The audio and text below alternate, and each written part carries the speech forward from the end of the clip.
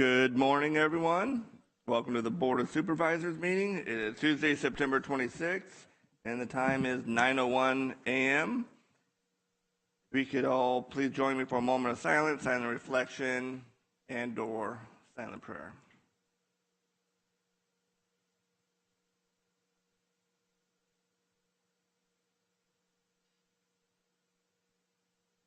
All right, thank you.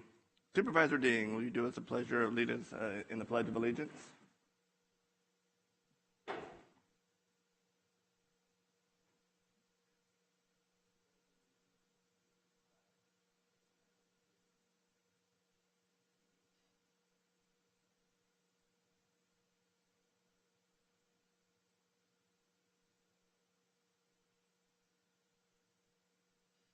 Thank you, Supervisor Ding.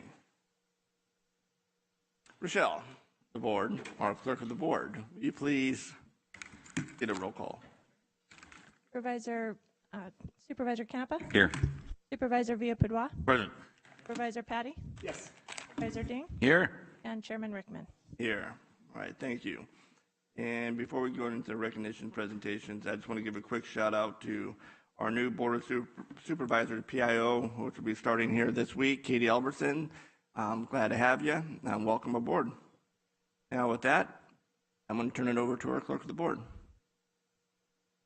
Thank you, Chairman. Our first recognition this morning is a presentation of the largest workplace giving campaign award from United Way of San Joaquin, and I would like to invite Kristen Burtwhistle and the chairman down to the podium for this presentation.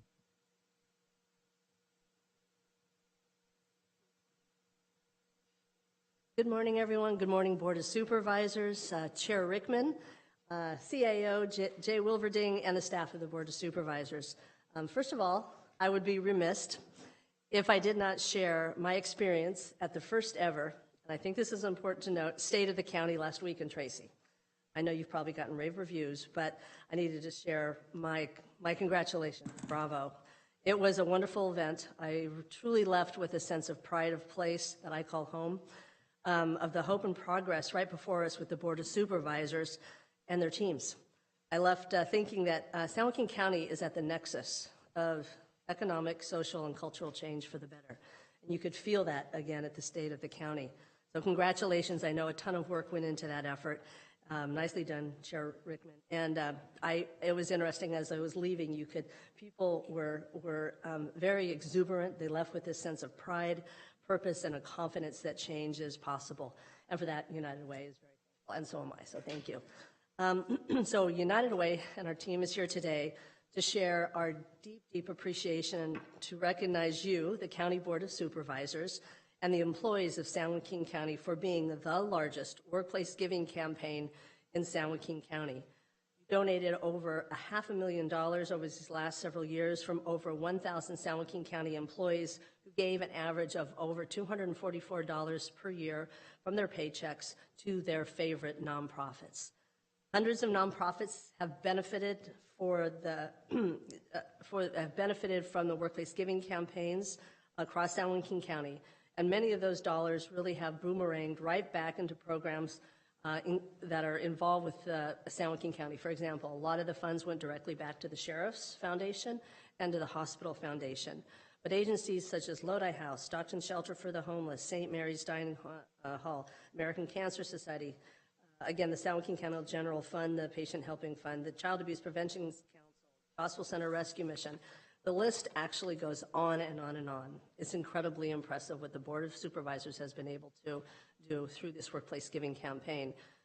So now we are at the edge of launching our new season, new workplace giving campaign season, and this is where I'd like to welcome our staff, Naja Haynes, our senior project lead for the campaigns, and your own Oriana Mahoney from HR, who is our partner in this effort.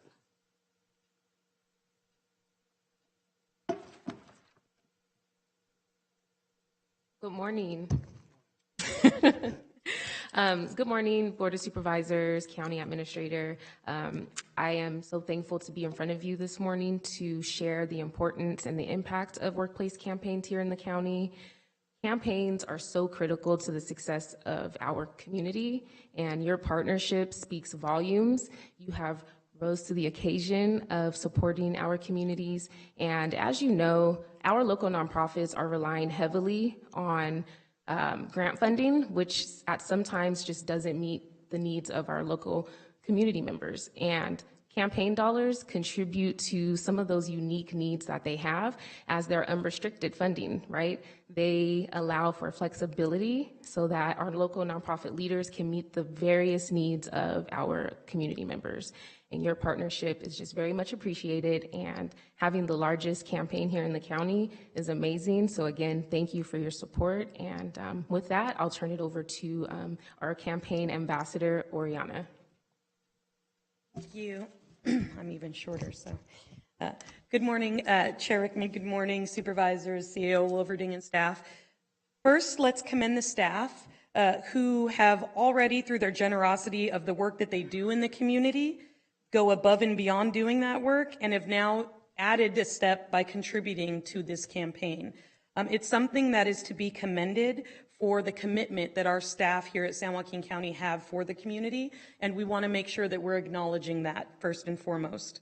Of our 7,500 employees, we do have less than about 1,000 or so staff donating, so imagine the possibilities if we're able to launch even more staff into this opportunity to support. We are getting ready to launch our campaign November 1st through 30th this year, so we're really hoping to see a lot of growth come out of that. The motto for us this year is Learn the Way, the United Way. And they do have at the United Way an opportunity for a program called the Leadership Giving Circle. With just $19.23 per pay period, you receive this opportunity to be a part of this program for the Leadership Circle, where you get a plaque, you get yearly bars for each year that you've been in support of this. There are 1 to 2 events a year that the United Way hosts for those individuals. So we're really encouraging staff to just at $19.23 donate that through your payroll for 26 pay periods equals the $500 a year for that donation. So we encourage all of you on the board here, as well as our staff, to be a part of that program. All right, thank you all for being here very much, and thank you, Kristen, for coming to the State of the County. I know I saw you there. We appreciate it, and thank you for all you do for San Joaquin County. I know you have something. You know, actually, let me turn it over to the board real quick and say a few words. So let me start with Supervisor Ding. Thank you. Just wow. I mean, that's incredible. I mean, you always hear about, 20% of the people doing 80% of the work, 1,000 out of 7,000. That's absolutely, and we can do better, and we will try, but we are starting from a bench of success. I want to thank all of you who step out not only from your official roles, but then take on a new role to be active in your community, to join those on the boards and the commissions and the volunteers at all of our nonprofits. San Joaquin County is about its people, and this is what makes us shine, so thank you. Thank you, Supervisor Ding. Supervisor Patty. Thank you, Chairman. Really want to compliment United Way and their effort. And honestly, I'm just sitting here thinking about 7 years that I've been participating on this board, where we started and how we've grown the integration of some of the funding and some of the actions we can take, and seeing these organizations like United Way step up to meet some of the great challenges that we have in our communities. Great leadership, fantastic job. We in the county have done our job from our non-government agencies. When myself and Supervisor Villapudua first got on board, annually we'd give out roughly around $200,000. Now we're over $2 million that we're bringing out.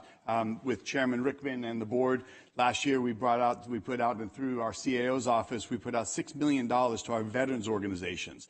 So the theme that kind of strikes me as we're thinking about United Way and your leadership is doing more. How we just keep doing more and keep pushing the envelope to have a bigger and greater impact throughout our community. So congratulations that effort, and whatever Supervisor Villapudua, whatever I'll do, I know Supervisor Villapudua will double. So we look forward to that commitment, okay? Thank you much.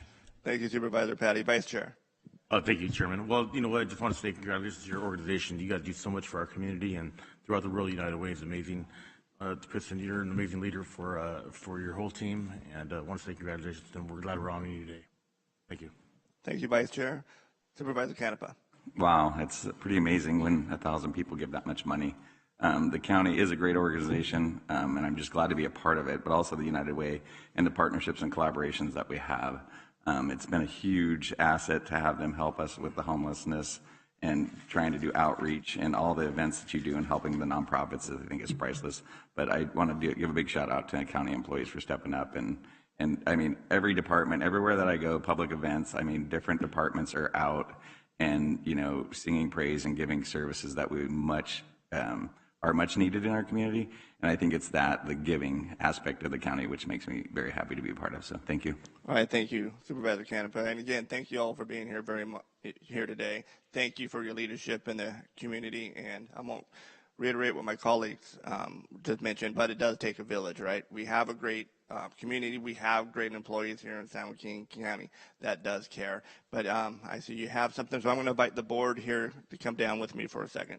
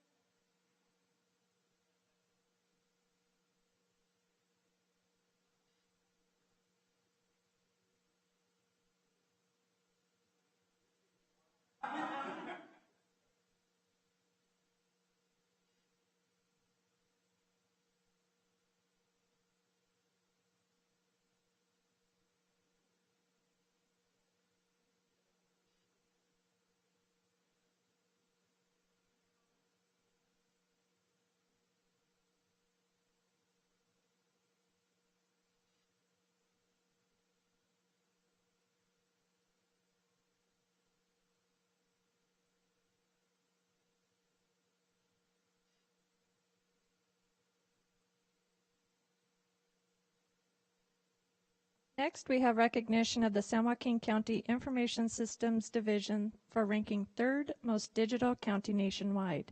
And as I read this recognition, I would like to invite Information System Division Director Mark Thomas to receive this recognition, which reads, "The certificate of recognition is presented to the San Joaquin County Information Systems Division, ranked in the top 3 most digital counties nationwide in the 2023 Digital County Survey, conducted by the Center for Digital Government, developed in partnership with the National Association of Counties, identifying the best technology practices among U.S. counties, including initiatives that streamline delivery of government services, provide data analytics to allow decisions based on performance and outcomes, enhance cybersecurity, and apply innovative and emerging technologies to county priorities. Congratulations on this distinguished recognition and for making a positive impact on San Joaquin County through your innovative solutions." Presented September 26, 2023. Chairman? Thank you, Rochelle, and thank you all for being here. But you know, you work here, so you have to be here. But again, great job. I'm going to turn it over to you to say a few words. Thank you very much. I'll just add a little context to the award. Thank you very much, Chair Rickman and Rochelle. So since 2013, the Information Systems Division has participated in the Digital County Survey and has received a ranking within the top 10 of all counties between 500,000 and 1 million residents. In 7 of the years it has participated. So I'm pleased to announce that in 2023, the county was ranked number 3 of the 100 counties of its size that participated in the survey process. This is a significant recognition that highlights the innovativeness and professionalism of the Information Systems Division staff and the high degree of collaboration between ISD and all of the county's departments and agencies.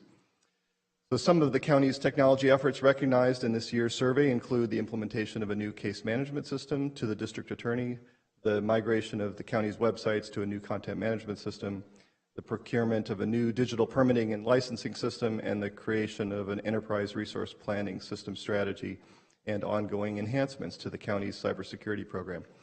So I've invited up with me a number of the managers and staff from the Information Systems Division. I'm remarkably proud of the team. They deliver excellent services to the county. Thank you much. All right, thank you. Before you step off, we're going to turn it over to our board. I'm going to start with Supervisor Patty. Thank you, Chairman.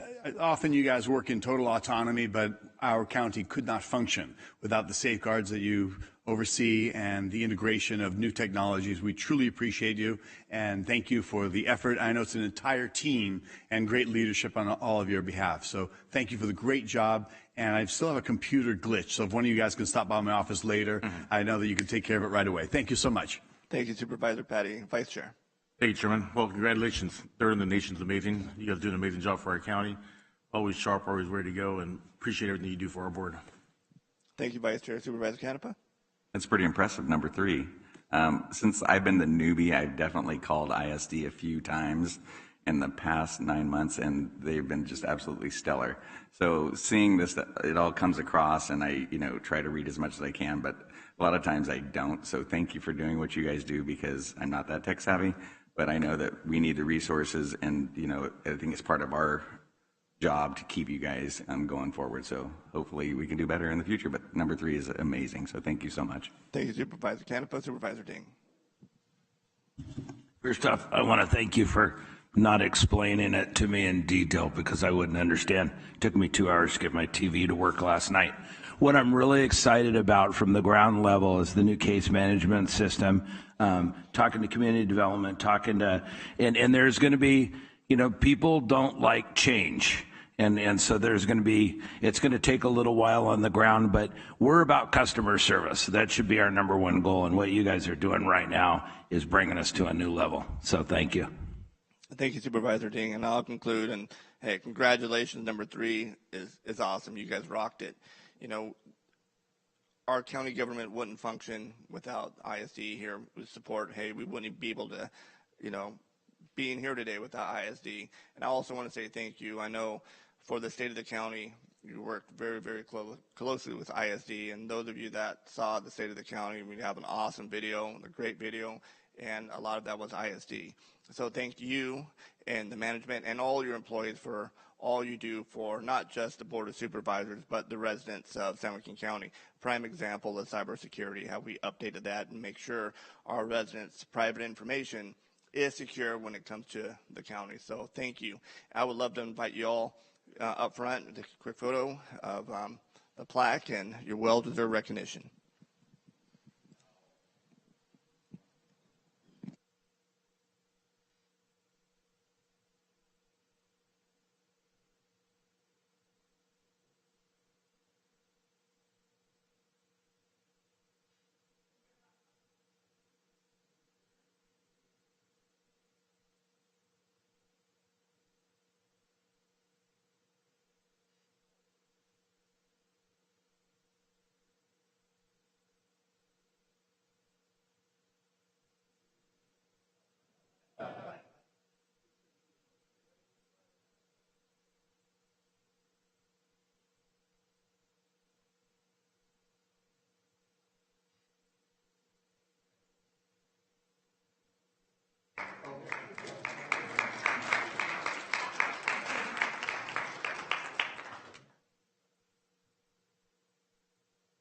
Next, we have the proclamation of September 2023 as Recovery Month in San Joaquin County.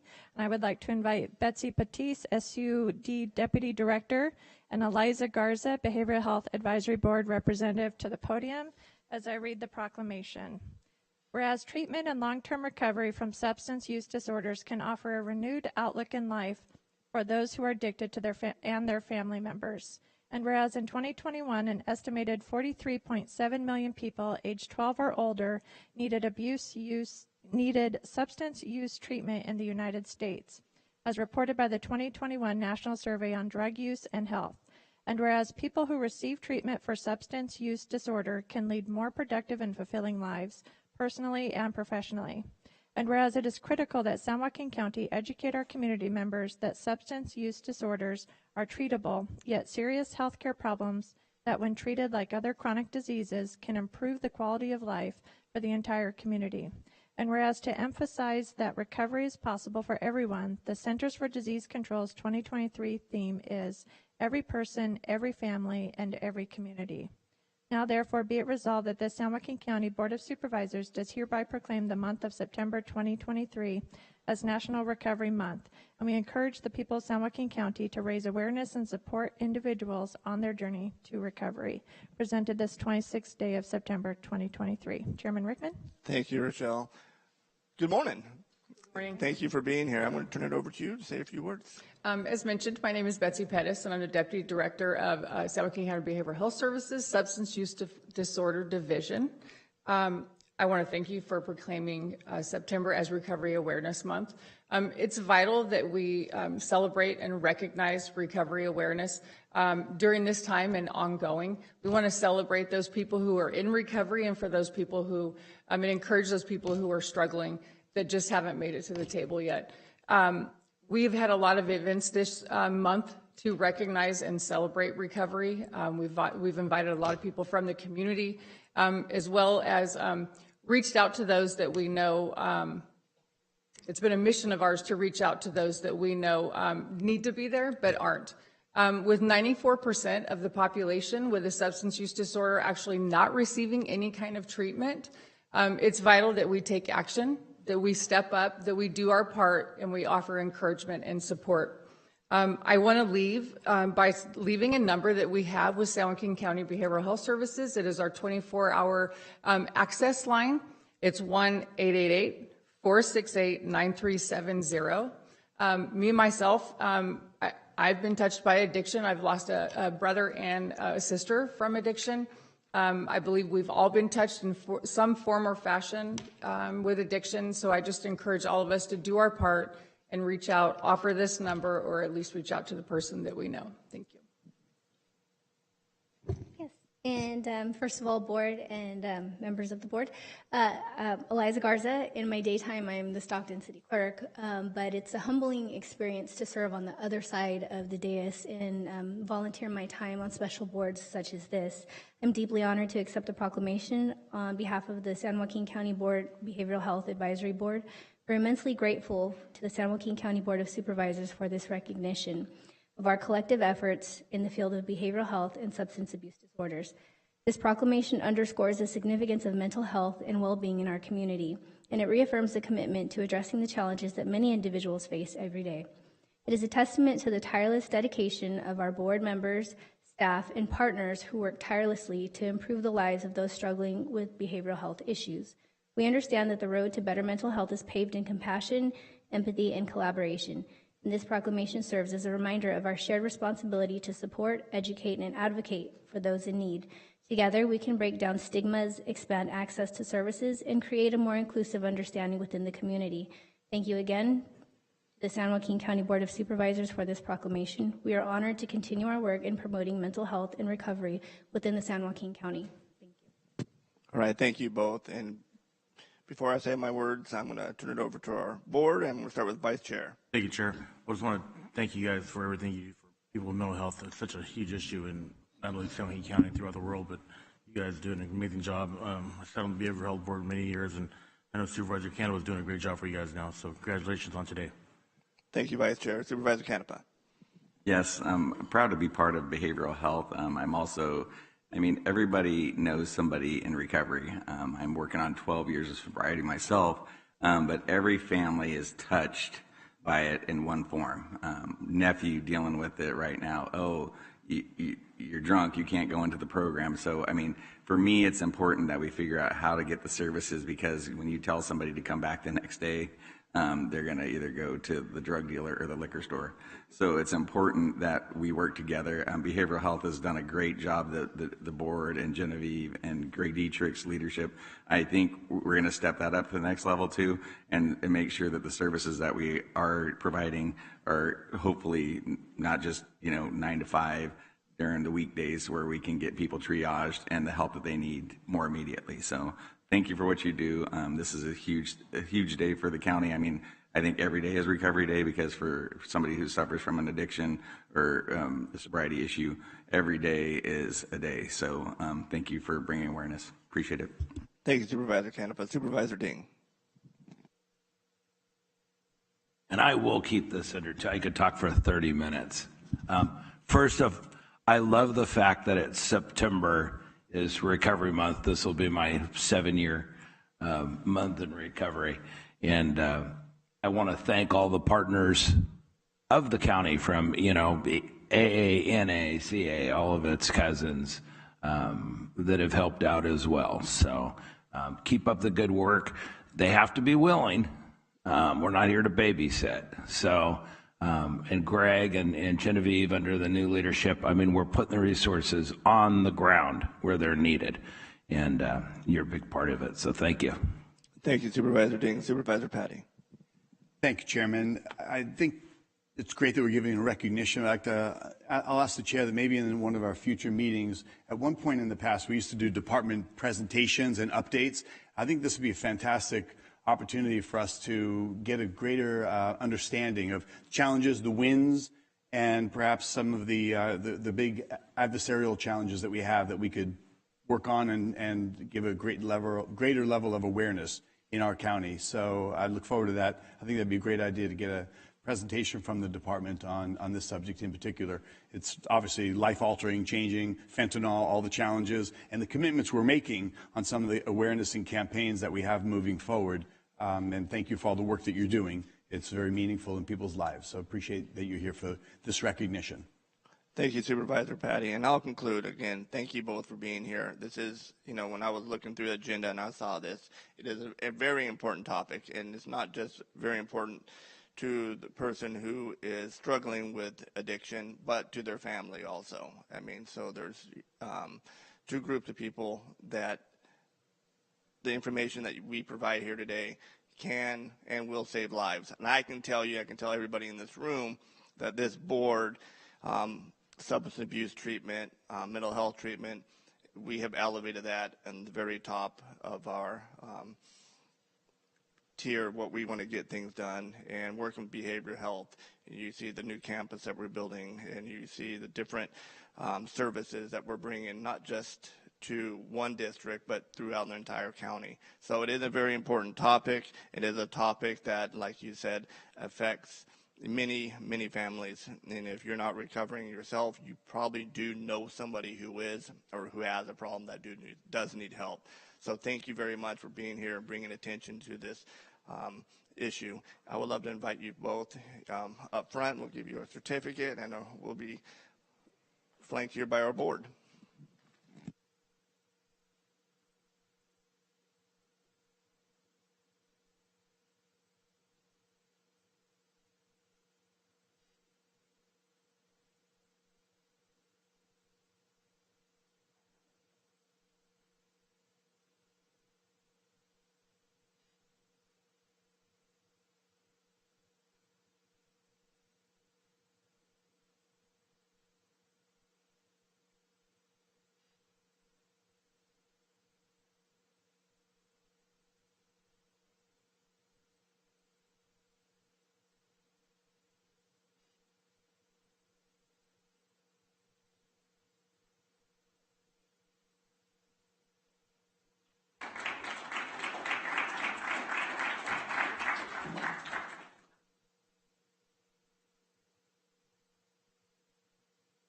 Next, we have a request to proclaim the month of October 2023 as Domestic Violence Awareness Month in San Joaquin County.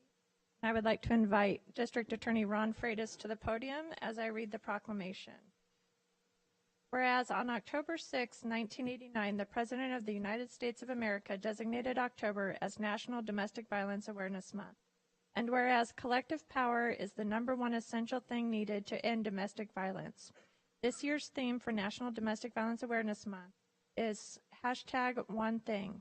And whereas locally and across the United States and its territories, thousands of victims seek services for domestic violence programs and shelters on a daily basis. And whereas the impact of domestic violence is wide-ranging, directly affecting individuals and society as a whole, here in this community, throughout the United States and the world. And whereas racism, homophobia, transphobia, ageism, and discrimination based on physical ability, nationality, or other factors help to perpetuate domestic violence and make finding safety even more difficult for some victims. And whereas the need for safe housing continues to be survivors' most urgent need. And whereas San Joaquin County joins with others across California and the nation in supporting victims of domestic violence, as well as local programs, state coalitions, national organizations, and other agencies nationwide who are committed to increasing public awareness of domestic violence.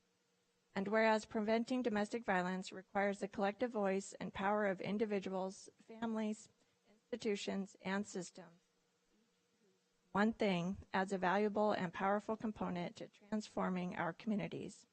And whereas through the District Attorney's Office, domestic violence victims are provided direct services via the Family Justice Center, Victim Witness and Victim Assistance Unit, and the Restorative Justice Collaborative Program.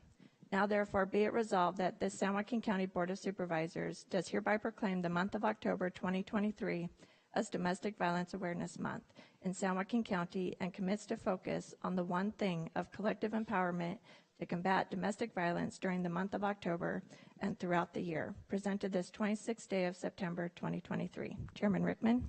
Thank you, Rochelle, and thank you, DA Freitas, for being here this morning. I'm going to turn it over to you. Thank you, Chairman Rickman, Vice Chairman Villalpudua, County Minister Wilverding. I got a team here. Would you mind if they join me? How about it? Come on down, team.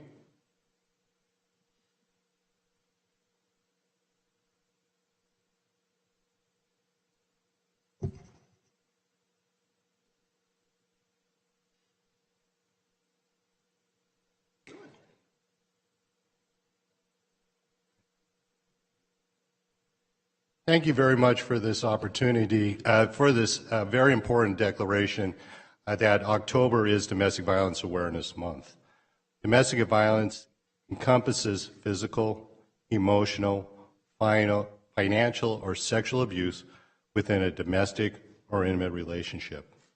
It affects men and women, the young and the old, and everyone in between. Someone you know is a victim of domestic violence. 1 in 4 women are victims of domestic violence. 1 in 7 men are victims of domestic violence. On a typical day, there are more than 20,000 phone calls placed to domestic violence hotlines nationwide. Domestic violence is epidemic. 99% of children in households where domestic violence occurs will become a victim of domestic violence or a domestic violence abuse. Domestic violence is deadly. The presence of a gun in a domestic violence situation increases the risk of homicide by 500%. This month and every month of the year, our focus is stemming the tide of those numbers when it comes to domestic violence.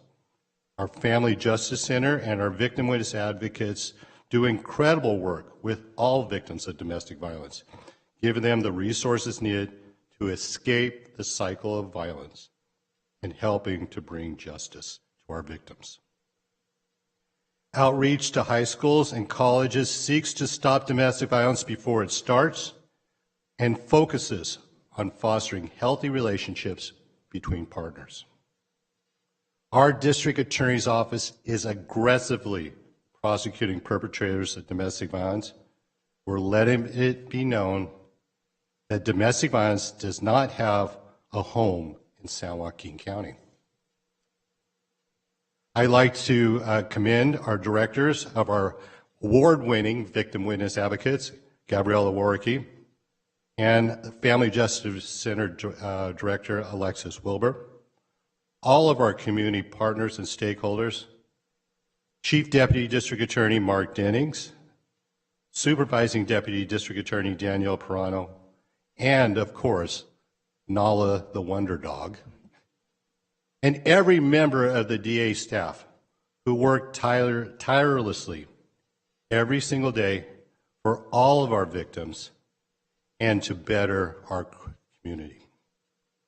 We start off with an event on Monday at 8:30 at the District Attorney's Office. You all are invited, and we love to see you. And you also will see our silhouettes through county buildings and throughout different locations. Let's make sure that during the Domestic Violence Awareness Month and every month, we endeavor to put an end to domestic violence in San Joaquin County for our friends, our neighbors, and our families. Thank you. Thank you, DA Freitas. And thank you to the whole team. I'm going to turn it over to our board here. I'm going to start with Supervisor Canepa.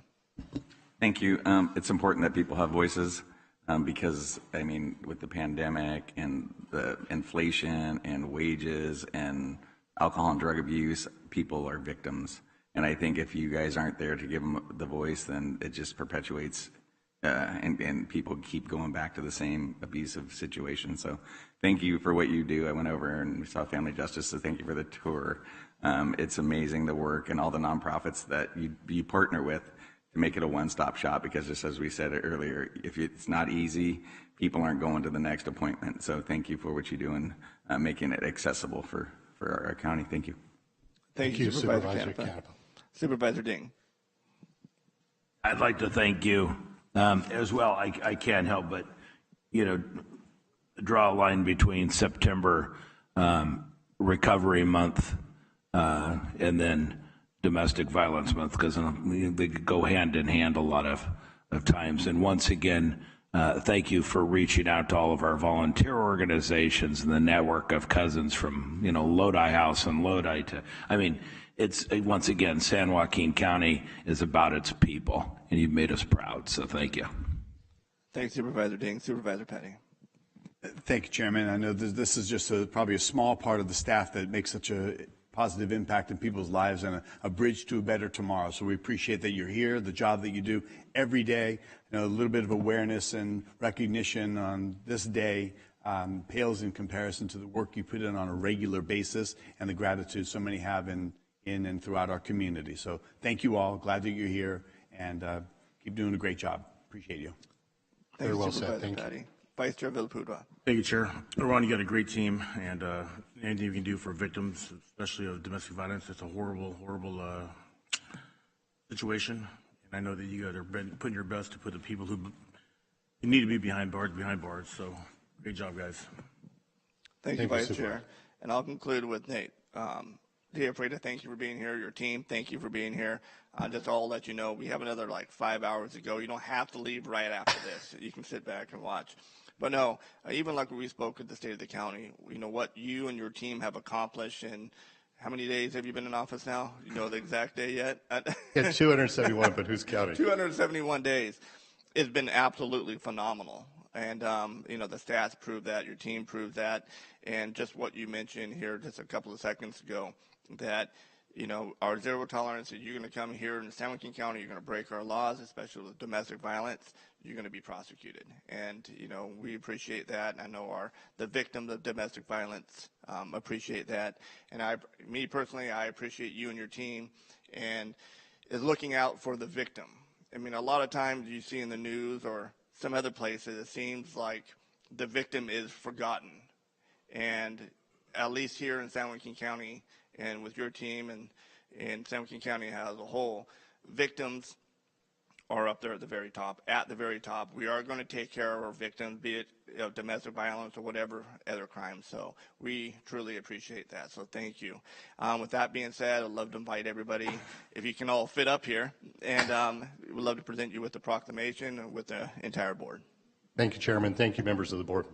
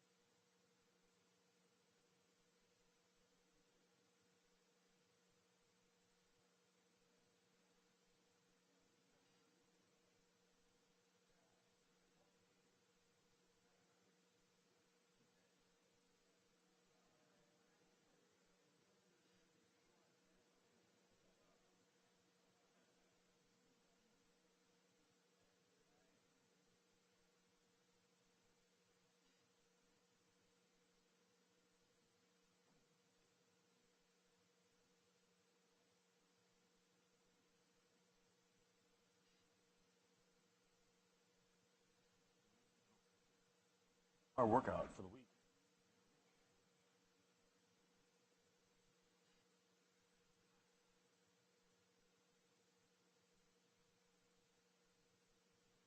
All right, thank you, everybody.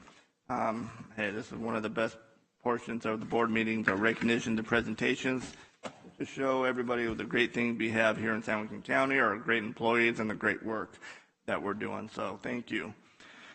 All right, we're going to move on to public comments. And now is the time for public comment on matters within the jurisdiction of the Board of Supervisors that are not listed on the agenda in minutes, consent calendar, and closed sessions.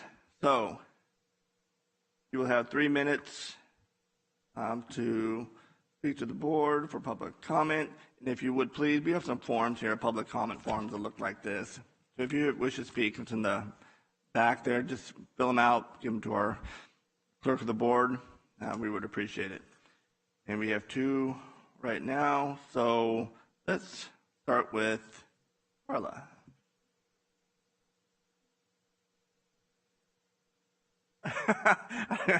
I'm not going to mess it up, so.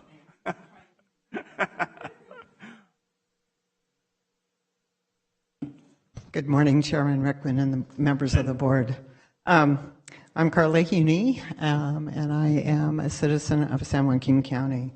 Again, for just the 3 minutes, I have lots on my mind, so I'm going to reiterate something that I said 2 weeks ago regarding that a Vietnamese couple had been voting with an English language ballot, and in 2022 they also received a Vietnamese ballot unasked for. And that's the point here. They did not ask for it.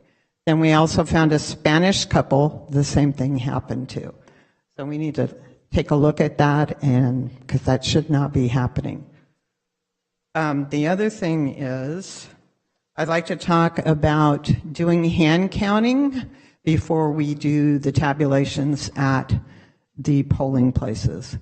I'm not sure I trust the tabulators, you know us. And if we could do a hand count, we have a new system that barely takes any time at all, and then they could put them through the tabulators.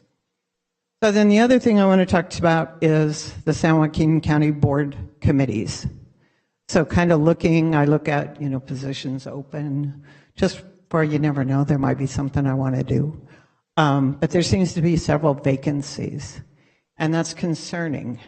I think citizens want to participate, they want to give their time, they want skin in the game, but then you have to make it worthwhile to them, meaning that if they recommend, that you respect if they recommended something and take a look at it. Otherwise, why would anybody do that for you? I mean, you're asking people to come down here once a month, spend 2 or 3 hours, and you need to respect that time. So I want to appreciate all of you, and thank you, and I appreciate the time. All right, thank you.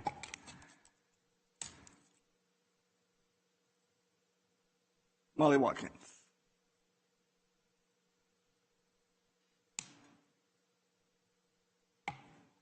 Good morning, Molly Watkins. So let's talk about voting, but let's talk about chain of custody. Chain of custody is where the ballot, once it leaves the person's hand that voted, until it's counted. So that's very important. And we as a county have to have expectations that that chain of custody is never broken. So you, the supervisors, have to take action whenever is appropriate. The registrar's office needs to put in procedures and operations that make that chain of custody unbreakable. And then our election integrity committee needs to continue to look and find and evaluate the situation at hand so they can report back to you to tell you if there's some action that you need to take.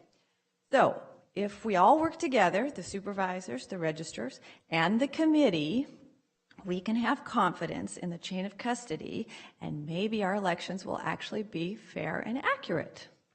Thank you. Thank you.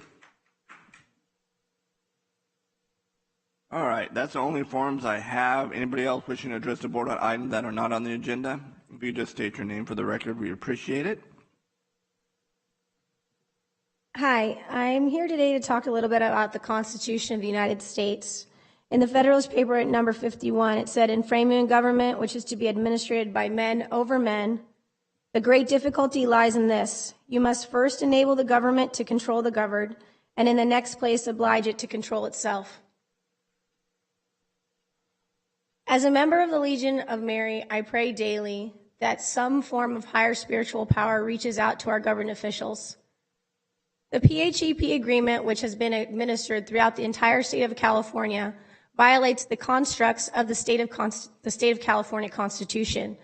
The PHEP agreement put the emergency powers of play, which give the ESF 8, Maggie Park, in an emergency, direct control over my bodily integrity and the integrity of every 1 million residents of our county. I'm an erudite scholar. I meticulously have studied all the language, and there is, in fact, huge civil rights violations and potential abuses of power taking place currently in all counties in California, led by our self-governing governor, who says that international law should take place over our people. Any one of you can review the ordinance I brought up last week and make it so that we govern ourselves. Any one of the council members and administrators in here can make the move to bring it to a board meeting. We understand very clearly that if we are, as a people, are to remain free, we, the people, must have you serve us in our needs, not to make plans through emergency powers to govern us without any holding back. Face coverings are fraud. Putting a mask on a child for 8 hours a day causes oxidative mask syndrome. I filled out a Williams complaint form to the State of California Education Department. If any one of our district supervisors could champion the cause of freeing children to breathe freely, it would be greatly appreciated. There is deprivation and trauma on mental and physical growth of the children, and it is proven. I have laid the foundation in paperwork. You have 3 years of my testimonies here. All you have to do is put it to the board meetings. Undo the injustices that are taking place. Find the strength to push back these powers. You all have other jobs. You all do other things just like I do. I will not stand by and let my children be put back in a potential form of threat. Maggie Park is in dereliction of her duty. She's an abuse of power.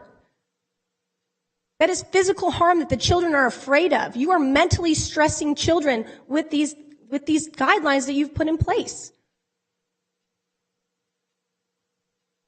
All right, thank you. Anybody else wishing to address the board on items that are not on the agenda?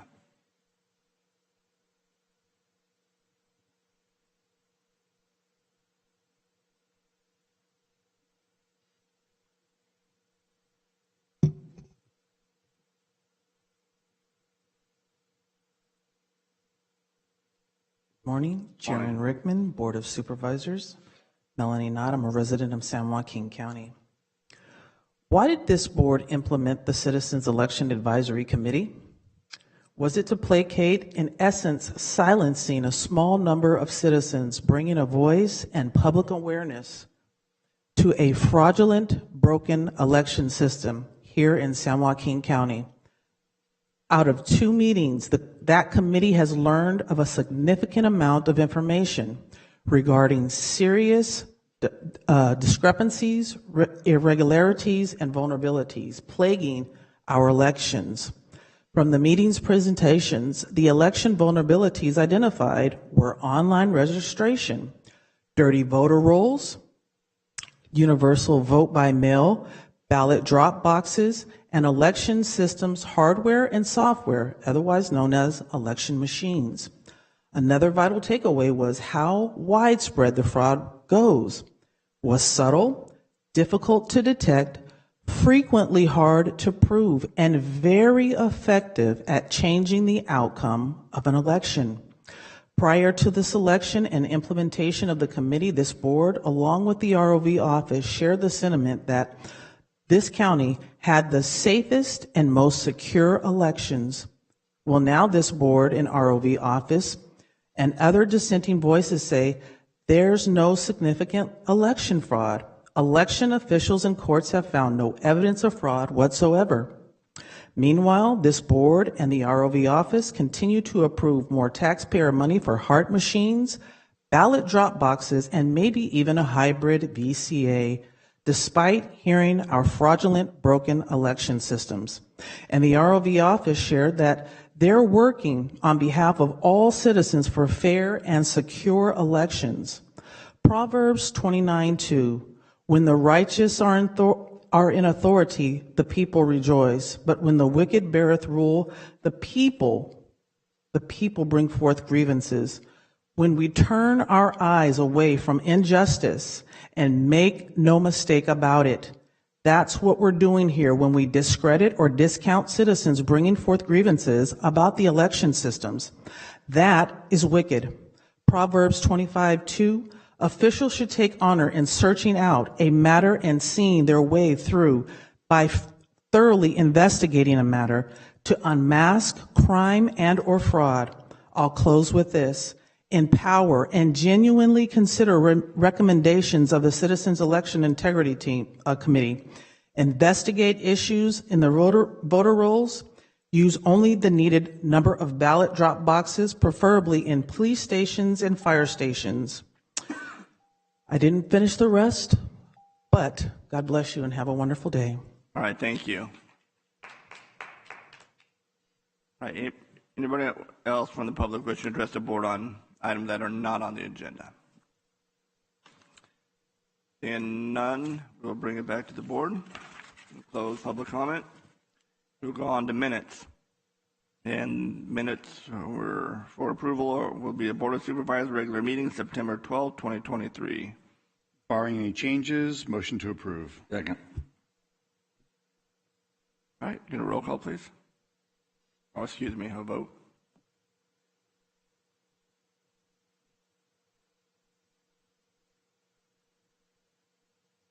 All right, so adopted 5-0. I'll move on to consent items 1 through 27. Anybody from the board wishing to pull anything from consent? Number 1. Number 3 and 7.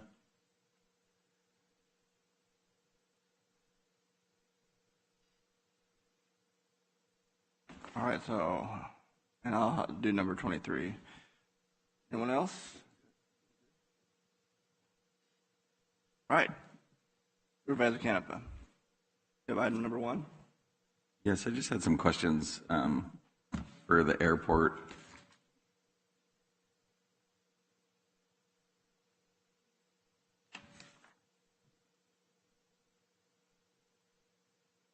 For me, it's trouble. I can't even pronounce the name of the word we're talking about. The abbreviation is PFAs or PFAS. What's polyfluoral, whatever it is. Referred to as PFAS. PFAS, so, okay. Obviously, it's in the ground and you're trying to mitigate where it's at and figure it out. My questions are, what are we doing going forward? Are we using the same product? Are we stopping using the same product? I see there's 27 other airports that use it. Was it mandated for use? And how are we alleviating the chance for this to get back into the soil if we stopped using it? So I think there's 4 questions there. Joining me is Ed Martel. He's the chief of the Montezuma Fire District who provides contract services at the airport. Thank you, gentlemen. PFAS is a chemical associated with cancer that's found in AFFF, aqueous film, a lot of F's in there. Film fighting foam. Film fighting foam, aqueous. It's the foam that's used to fight fires at airports. It is particularly useful and valuable because it has a very good ability to retard fires caused by aviation fuel. The PFAS has been found to be in AFFF, but also PFAS has been found to be in any other normal products that we use in daily life. Fortunately for the airport, PFAS has become an issue that has drawn a lot of attention to the airport. There's a Center for Disease Control article about PFAS. If I could just read just really briefly the overview of the issue, might provide a little context for the issue. PFAS are a group of over 3,000 synthetic chemicals that have been used in industry and consumer products worldwide for over 70 years. This includes compounds such as, and I'm not a chemist, I won't try to name PFAS are used in many different industry and consumer products, including stain-resistant textiles, food handling materials, firefighting foam, medical devices, paints, personal care products, construction materials, and industrial processing aids. Research suggests exposure to some PFAS might result in harmful health outcomes, including cancer, increased cholesterol levels, and immune system effects. This is the overview of the PFAS issue.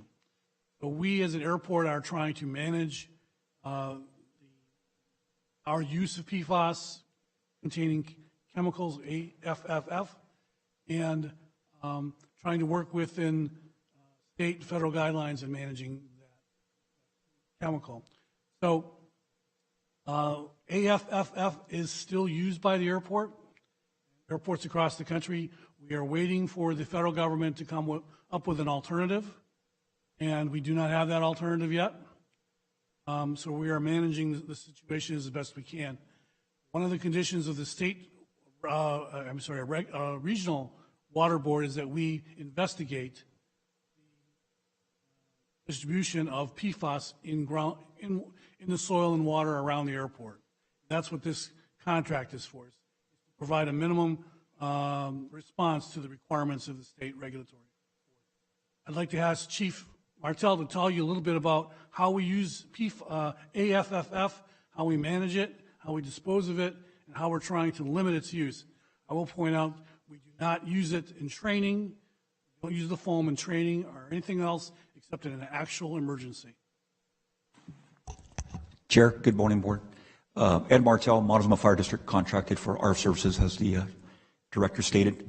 So what the district and the department has done together on training and how to mitigate and lessen the use of AFFF foam is we no longer do live fossil fuel fires on airport grounds as we did 15 years ago, maybe a little longer than that. Starting to date myself, but we used to do training for up to 40 hours a week of using foam all over certain specific sites of the airport on training purposes for FAA mandated requirements, which is required every 12 months for live fossil fuel fires. Since then, we ended up going to military bases like Beale and Travis for a few years. And then in the last decade, we've been going to San Bernardino Training Center, which is strictly for aircraft firefighting. And it's all propane, LPG driven. There is no foam used out there either. It's really lessened the training capabilities in some aspects of the live fossil fuel fires, which the heat intensity and what have you, it's minimized to a certain degree, but it's also, we've made it safe to environmentally and for the staff not to handle it. What we do today is there's no training on site on airport grounds for the use of AFFF, as the airport director stated. It's all just plain water. When we do have to go out and train, again, anything further for the meet the FAA requirements, we'll go down south and do it at San Bernardino's Regional Training Center. If we ever have an event where we have to utilize or we have AFFF foam that's dated that needs to be disposed of, we're very fortunate that we have our household waste facility right down the street from our station, literally from the airport grounds, that assist us in mitigating and or getting rid of the stuff for us. So we've been very fortunate there. The only time the department would use the AFFF foam today is in a live aircraft fire, which we call Alert 3, and God forbid that, thank God we don't get those on a routine basis. So we've been very fortunate. The mil-spec, the military has been working due diligently for the last few years on making a AFFF foam that would not contain PFAS, and I understand that's really, really close now to being completed.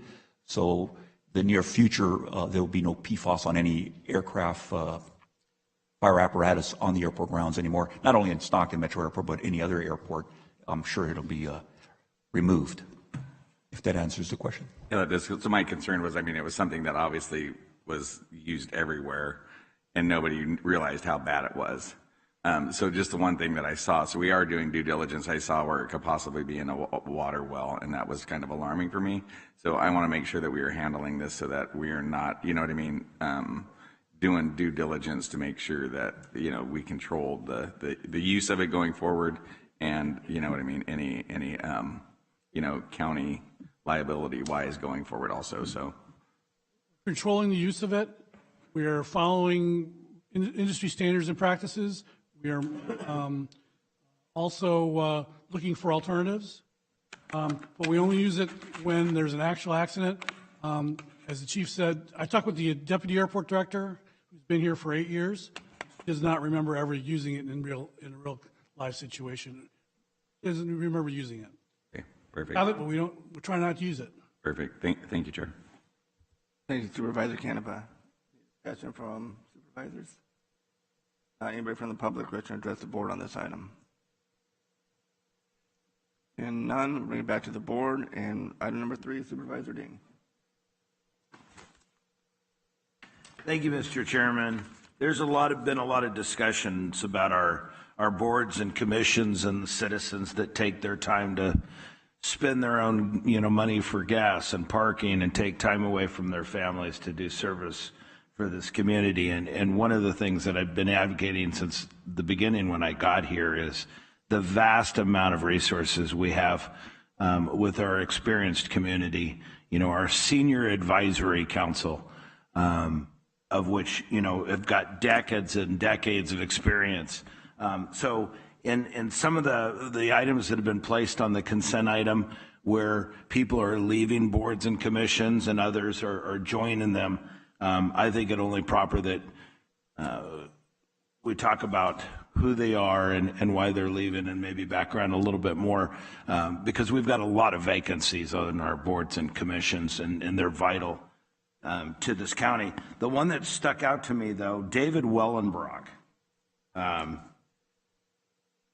is leaving our Law and Justice Committee. The reason that sticks out in my head is when I first got involved in this county, before I don't even know if I was illegally allowed to vote at that point in time, but it was one of those names, you know, with the Doug Willoits and the George Barbers, and it was old school, and it was public service. And I just wanted to read you real quick, and then I will stop if I can find it. One, I want to thank David Wellenbrock for his service, and this is what he brought to us as a volunteer on this committee after service to San Joaquin County. He was a member from 1988 through 1998, the Public Defender's Office, 73 to 1986 in the District Attorney's Office. He argued in the California Court of Appeals several times and 3 times in the California Supreme Court. And those are the kinds of resources we have available to us. So I just wanted to thank David Wellenbrock for his service. Thank you, Supervisor Ding. Anybody else from the board? And none, anybody from the public wishing to address the board on this item?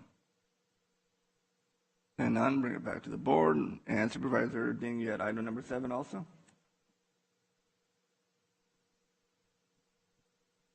Thank you. Well, we're out searching for other individuals to spend their time helping the county as a whole. We have another member of our Lockford. Unlike most of the supervisor districts that have, you know, cities or it's one bunch, my district has got 5 municipal advisory committees. So they're like my little miniature city councils all over the district that tell me, you know, what their feelings are in Murata and Lockford and, you know, Clements and Linden, Thornton, Woodbridge, all over the place. And so they're very vital to me. So when they leave, I just want to thank them. So Karen Breton, who's on the board from Lockford Clements, is leaving, and I just wanted to thank her for her service. Thank you, Supervisor Ding. Anybody else from the board? All right, anybody from the public wish to address the board on this item?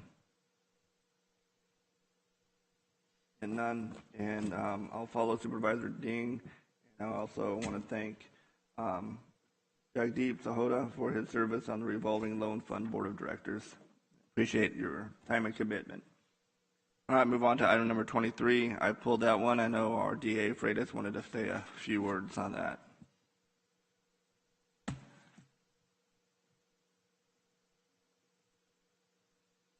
Thank you, Chairman Rickman, Vice Chairman Villapuba, members of the board, County Administrator Wilverding. We asked just for a brief comment on item number 23 for you keeping track at home. This now makes over $4 million of competitive grants that we've received for the District Attorney's Office since taking office. This is a very important grant. My great people put this together, this application, and we came within, I believe, $10,000 of receiving the maximum allotment from the state. This $280,000 for auto insurance fraud goes to stage accidents, to false reportings, and everything that's in between. So we urge you to approve this, and we thank you once again for your support. Thank you, DA Freitas. All right, bring it back to the board for discussion. Any discussion on the board? And none, anybody from the public wish to address the board on this item? All right, I'll bring it back, and I just want to say, hey, great job once again, DA Freitas, to you and your team going after this grant funding. All right, that is everything that was pulled, so I'll accept a motion to approve items, consent items 1 through 27. Move to approve. Second. All right, can we get a vote, please?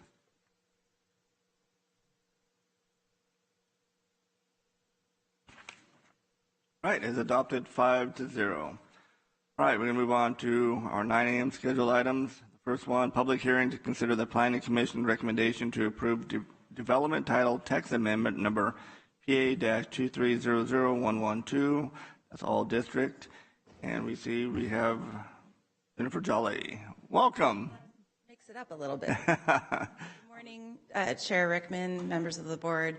This morning I have Corinne King, who's our Deputy Director of Planning, and a presentation from Principal Planner Megan Aguirre. Thank you.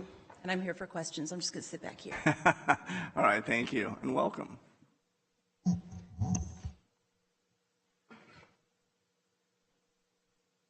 Anytime.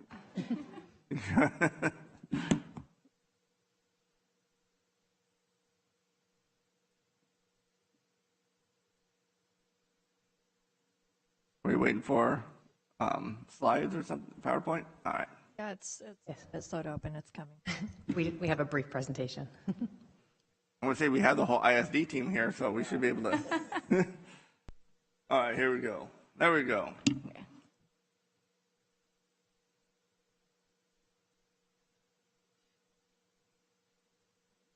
Good morning, Chair and Supervisors. Development Title Text Amendment number PA-23112 is proposed by the Community Development Department to update tables and text in the 2022 Development Title.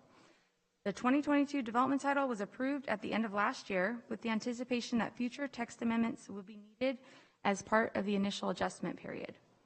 Earlier this year, your Board of Supervisors approved an amendment to address various issues within the document. The current project represents a second round of proposed text amendments to make corrections and improve document usability. The proposed changes clarify that electronic message center signs used by the county for public noticing are exempt government signs and do not require a land use permit. A building permit would still be required. Currently, when the enforcement official provides a written notice of violation in order to abate, appeals are directed first to a hearing officer and then to the Board of Supervisors. The proposed changes would send appeals from the hearing officer to the Superior Court of the State of California rather than to the board.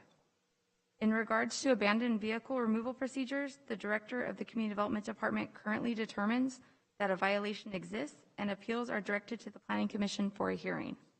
The proposed changes would instead task the enforcement official with determining if a violation exists and then shift the appeal process to the hearing officer instead of the Planning Commission. The proposed changes to the code enforcement appeal processes are intended to be consistent with the processes of other similar jurisdictions. There are also a few other types of amendments identified in the board letter that are not highlighted here, but staff is available to discuss if there are questions. In order to process the development title text amendment, several findings must be made in the affirmative. These findings are attached to the board letter and can be made in the affirmative.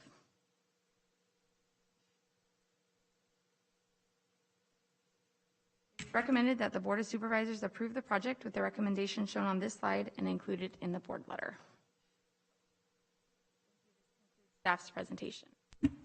All right, thank you. That was one of the quickest presentations from planning in a long time. It's nice. All right, we're going to open up. We're at the time. We'll go ahead and open up the public hearing. And just to remind everybody, there's a 3-minute limit. Is there anybody from the public wish to address the board on this item?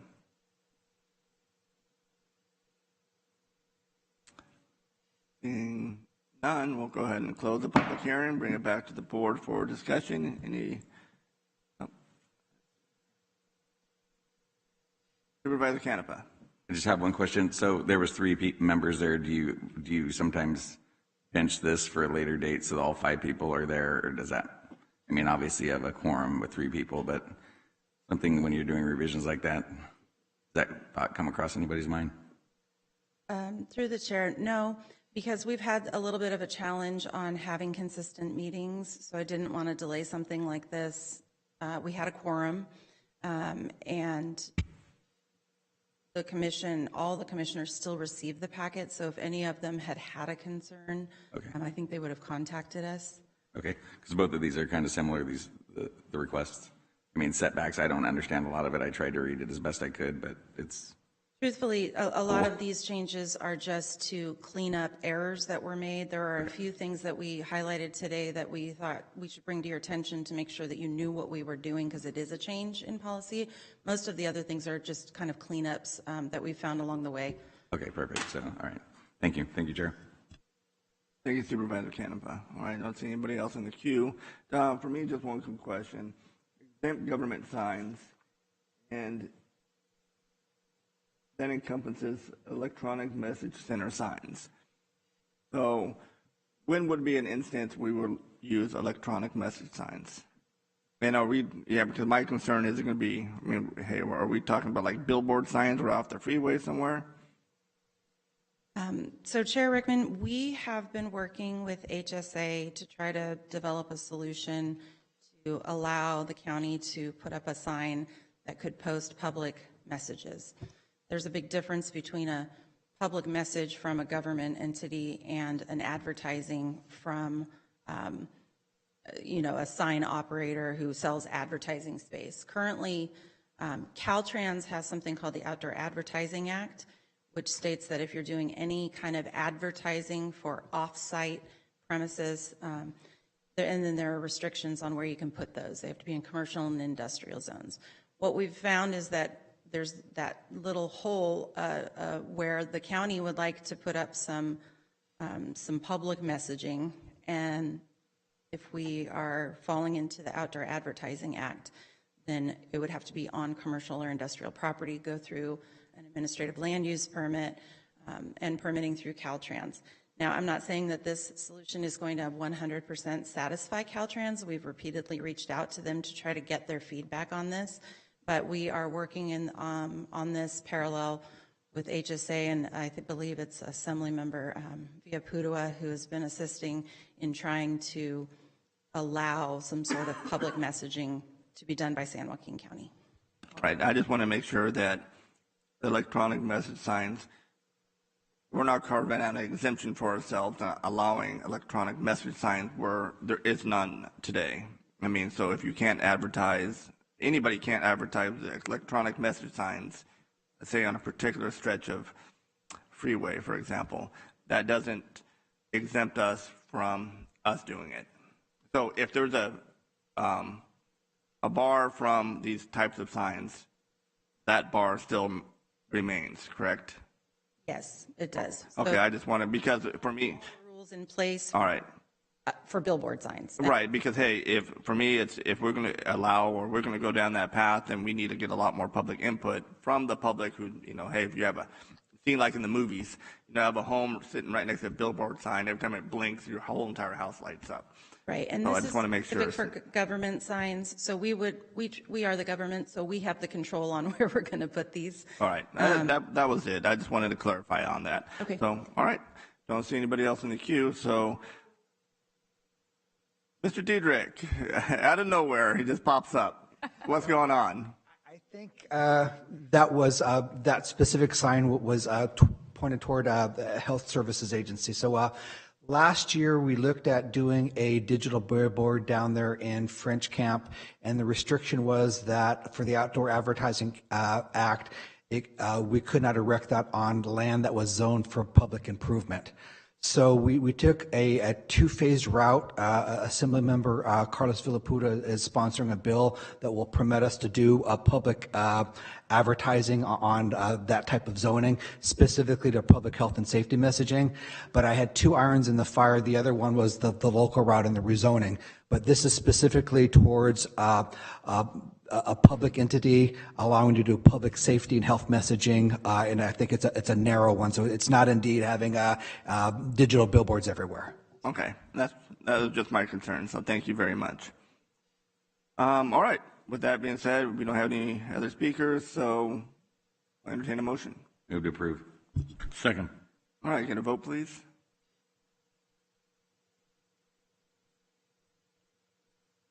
All right, it is adopted 5-0. So thank you. And move on to item number 2.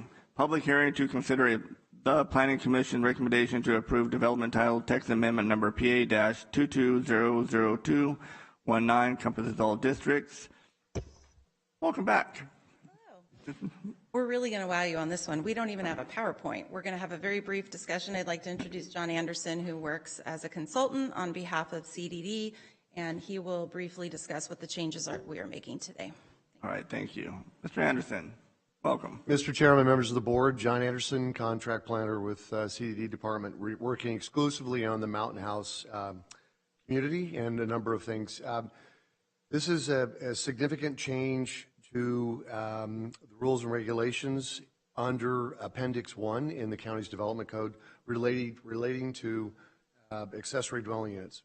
As you're aware, the state of California has passed a number of different housing related laws and bills, and there are a lot of changes and a lot of confusion, quite frankly, and it is a hot topic in the Mountain House community. So one of the things that rose to the top of the priorities that needed to be addressed was coming up with revised and updated language that complies with state law. I've also prepared guidelines that follow these that have been very helpful in explaining what those rules and regulations are to the general public. So this is an important topic. Another important topic that I've got coming up in the future, if I had just a little bit of time, is to deal with signs specifically within the Mountain House community. So that may or may not happen before they incorporate, but it's definitely on my work program here. So after having said that, I'm asking your board to adopt, basically rescind the regulations as it relates to accessory dwelling units and adopt new standards that comply with state law. I'm here to answer any questions you may have. All right, thank you, Mr. Anderson. I'll bring it to the board for discussion. Supervisor Canepa. So this basically is cleanup too, I mean, to follow state law.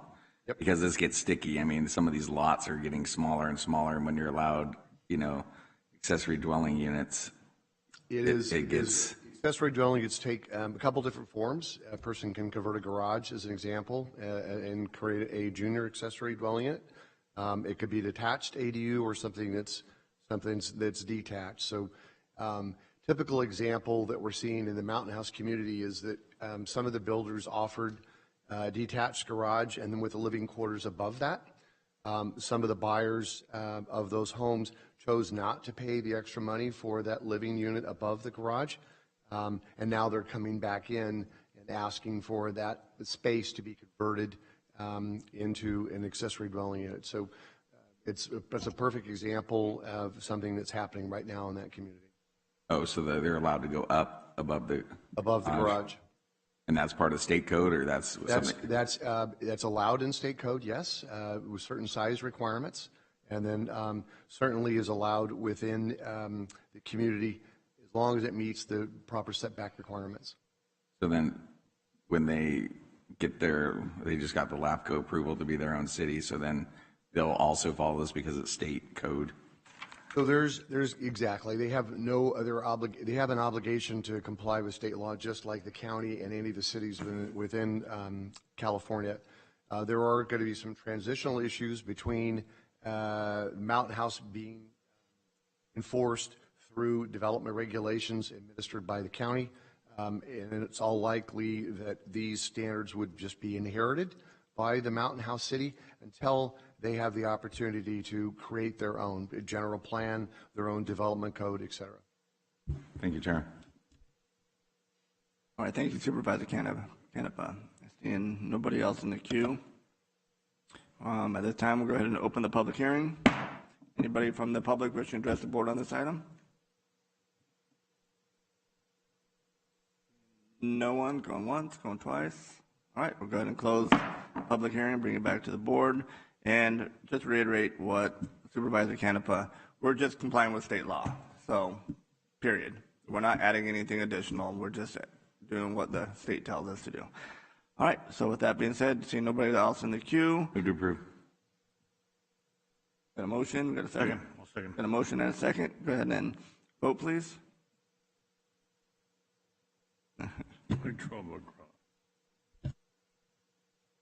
All right, it is adopted 5-0. Thank you. Thank you, everyone. Appreciate it. All right, move on to discussion items. This one brought forth by my office. Discussion of potential benefits of East Bay Community Energy, EBCE, authority to provide electric services to San Joaquin County. Let me get that.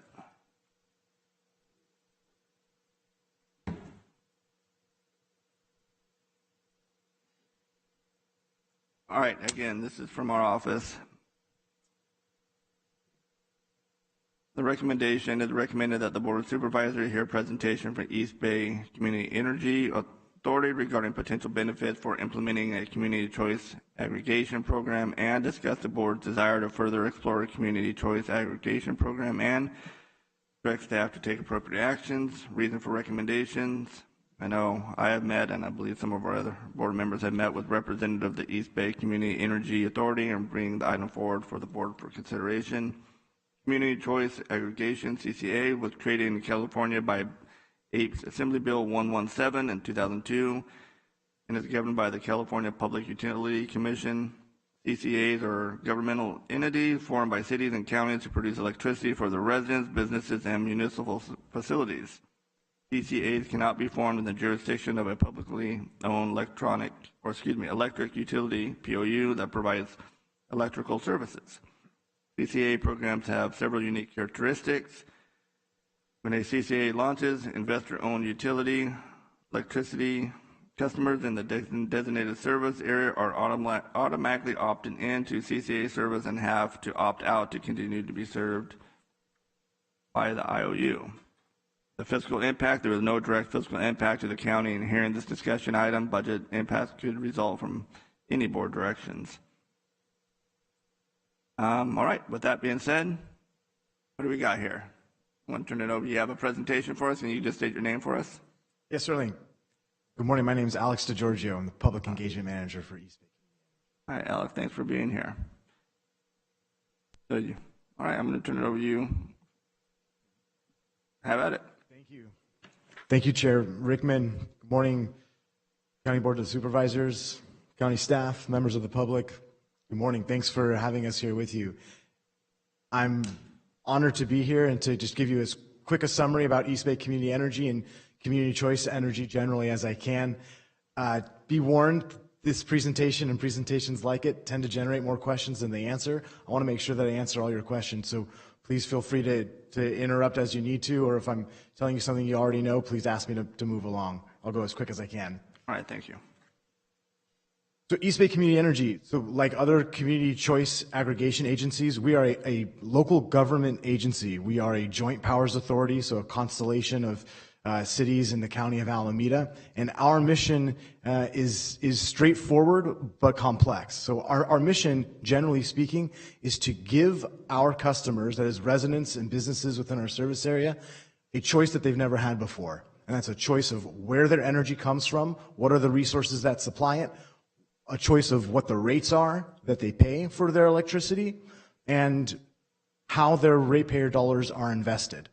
And really this breaks down into three things. We are advancing sustainable development, we're expanding access to cost-effective renewable energy, and we are addressing energy-related greenhouse gas emissions. And I'll get into those things here in the presentation. So how does it work? So by state law, and the law would be AB 117, which was passed in 2002, by state law, community choice aggregation agencies like ours, we become the default provider of service in the communities that we serve. And by that, I mean we become the default provider of the source of the electric energy. So we only deal in electricity, we're not talking about gas.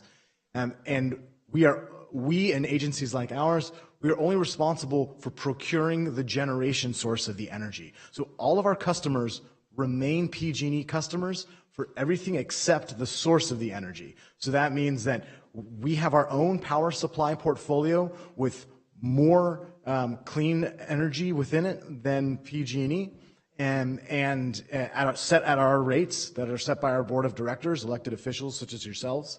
But once our energy is dispatched to the grid, it's on the grid with all the rest of the energy that PG&E is supplying.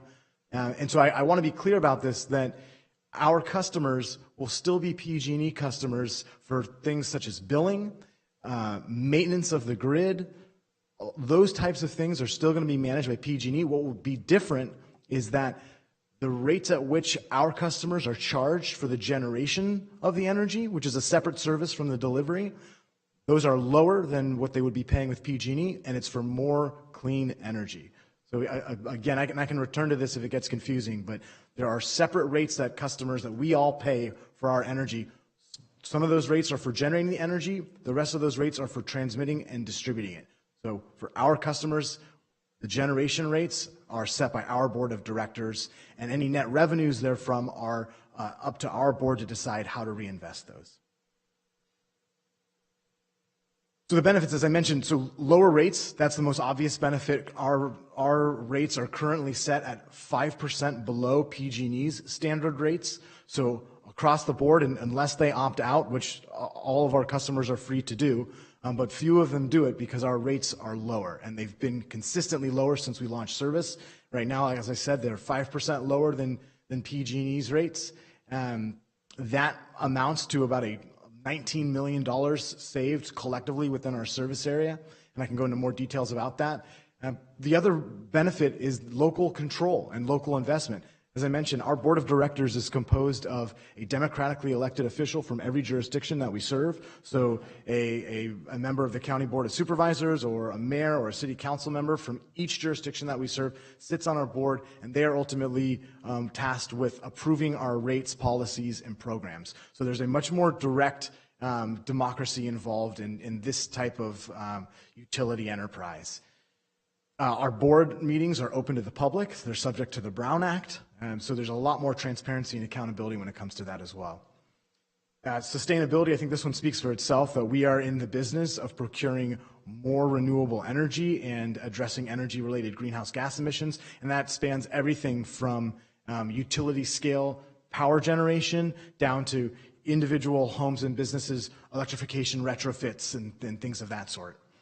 We're also, we can also apply for and have succeeded in gaining funds from the California Public Utilities Commission for their programs as well. So I want to make sure that folks are aware that nothing is lost here from what San Joaquin County residents or those who are in our service area benefit from in terms of programs that already exist with PG&E. They just have added choices on the menu. And the last, as I mentioned before, is customer choice and programs. And we have choices of different energy services, some focused on cost, others focused on renewable energy content. I'll get to those in just a second. And then we have a host of programs and a quickly growing portfolio of programs for energy efficiency, transportation electrification, local resilience, microgrids, community solar, you name it. I won't belabor the history here too much, but we are a young agency. We've been operating for close to 5 years now, providing service, and we have consistently provided cleaner energy and lower rates. And I should also just mention that just last week, the city of Lathrop they joined our agency. So our board of directors last week voted to include the city of Lathrop. So that makes it the third jurisdiction in San Joaquin County to join our Joint Powers Authority. So Lathrop is joining along with the city of Tracy, which joined in 2019, and the city of Stockton, which joined in 2022. And service to Stockton and Lathrop is scheduled to begin in 2025. So what's on the menu? These are our two options, or really I should say three options, because of course folks can choose to opt out at any time and return to PG&E's power supply. By default, most of our customers are on what we call our Bright Choice plan. It's about 50% renewable. It's actually almost 3/4 clean because large hydroelectric resources don't count as renewable under state law, but we have a cool bit of that in our portfolio as well. So we're really about 3/4 carbon-free and a mixture of carbon-free and renewable energy, and those are at 5% rates that are 5% lower than PG&E. We also have an optional program that's called Renewable 100. It's about 50/50 California-based wind and solar. That is offered at a premium of 1/4 cent per kilowatt hour. For the average home, that's a few dollars more per month. For the average business, it's probably about $15 to $25 more per month. And about half of our jurisdictions have actually defaulted to the Renewable 100 option. So cities like San Leandro, Dublin, Pleasanton, Albany, Berkeley, to name a few, they're actually defaulting to this slightly more expensive option because it's 100% renewable, and that's what their leaders decided was the priority. For the rest of our jurisdictions, especially some of the larger ones like Oakland and Fremont, they're a little bit more cost sensitive, so they're using the Bright Choice as the default option. And of course, folks can opt out to return to PG&E's energy supply. I know this is a familiar sight and not necessarily a welcome one, but I just wanted to emphasize the point that there are separate line items on a PG&E bill for energy generation charges and transmission and distribution charges. And usually it breaks out to be about 50/50 for the average home. Sometimes it's 60/30 or 60/40 depending on how things break down. But the charges that PG&E has for their transmission and distribution, that's not within our power to control. When those go up or down, it affects our customers. What we do have the power to control are the generation charges, and that's why our board has set that at a discount relative to PG&E. Mr. Chairman, can I interrupt here for a question? Yes, Supervisor, go ahead. Thank you. So to me, this is nothing new. At the restaurant, we've been doing this for about 10 years through a different provider than PG&E, and there's other organizations, other producers. I guess my main question going through all of your material, do you differentiate because you're actually producing power and generating, or is that what you're discussing here? Because there's, massive amounts of companies that are doing the stepping in for PG&E and doing the delivery system now at a discount. I don't think I've paid PG&E for delivery for about 10 years now.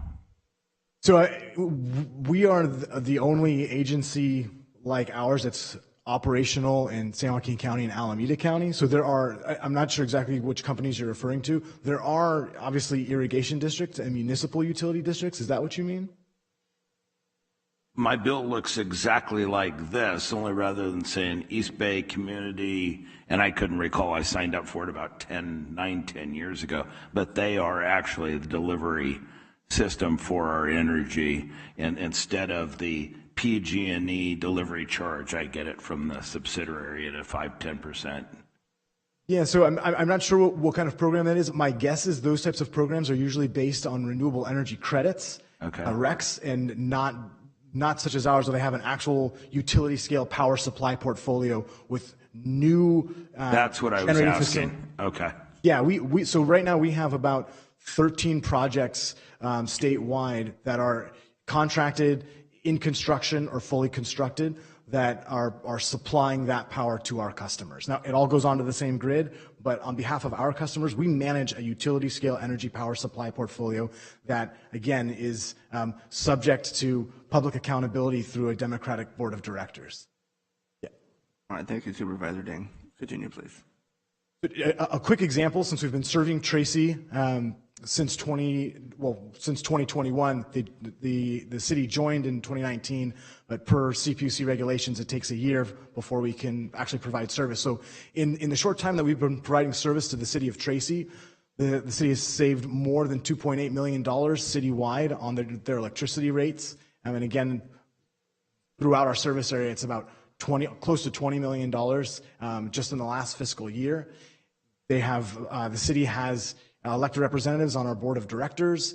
Folks have successfully opted out. This customer opt-out rate of about 9% is a little bit higher than the rest of our service area, but it's still not that high in the scheme of things. And it's honestly, it's an important detail to point out that people can indeed opt out and exercise a choice that they never had before. And then we've got a host of programs that are available to folks in Tracy. And in fact, we have right now, there are 5 community solar projects that are in development, and 2 of those 5 are in Tracy.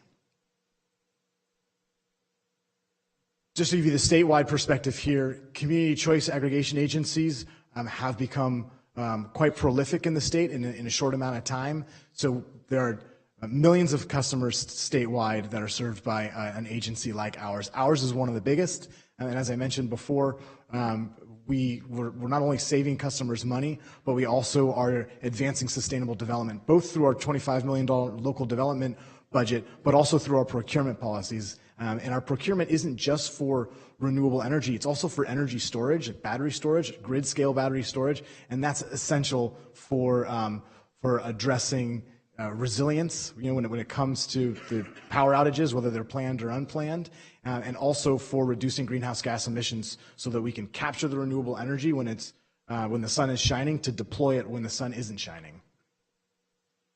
Our programs, and again, I can get into details about our programs if there's interest, but really they span the gamut of transportation electrification, building electrification, resilience, energy efficiency. The transportation electrification is especially salient to this part of the state, where there's a lot of transportation associated with shipping and logistics. That's one of the things that's very exciting for our agency about working in San Joaquin County, is to help electrify all of not only the trucks that go through the county and contributed to air quality issues, but also the forklifts, the light, medium, heavy-duty vehicles. All of this can be electrified, and we've got programs in place to do just that, and we're working to do just that.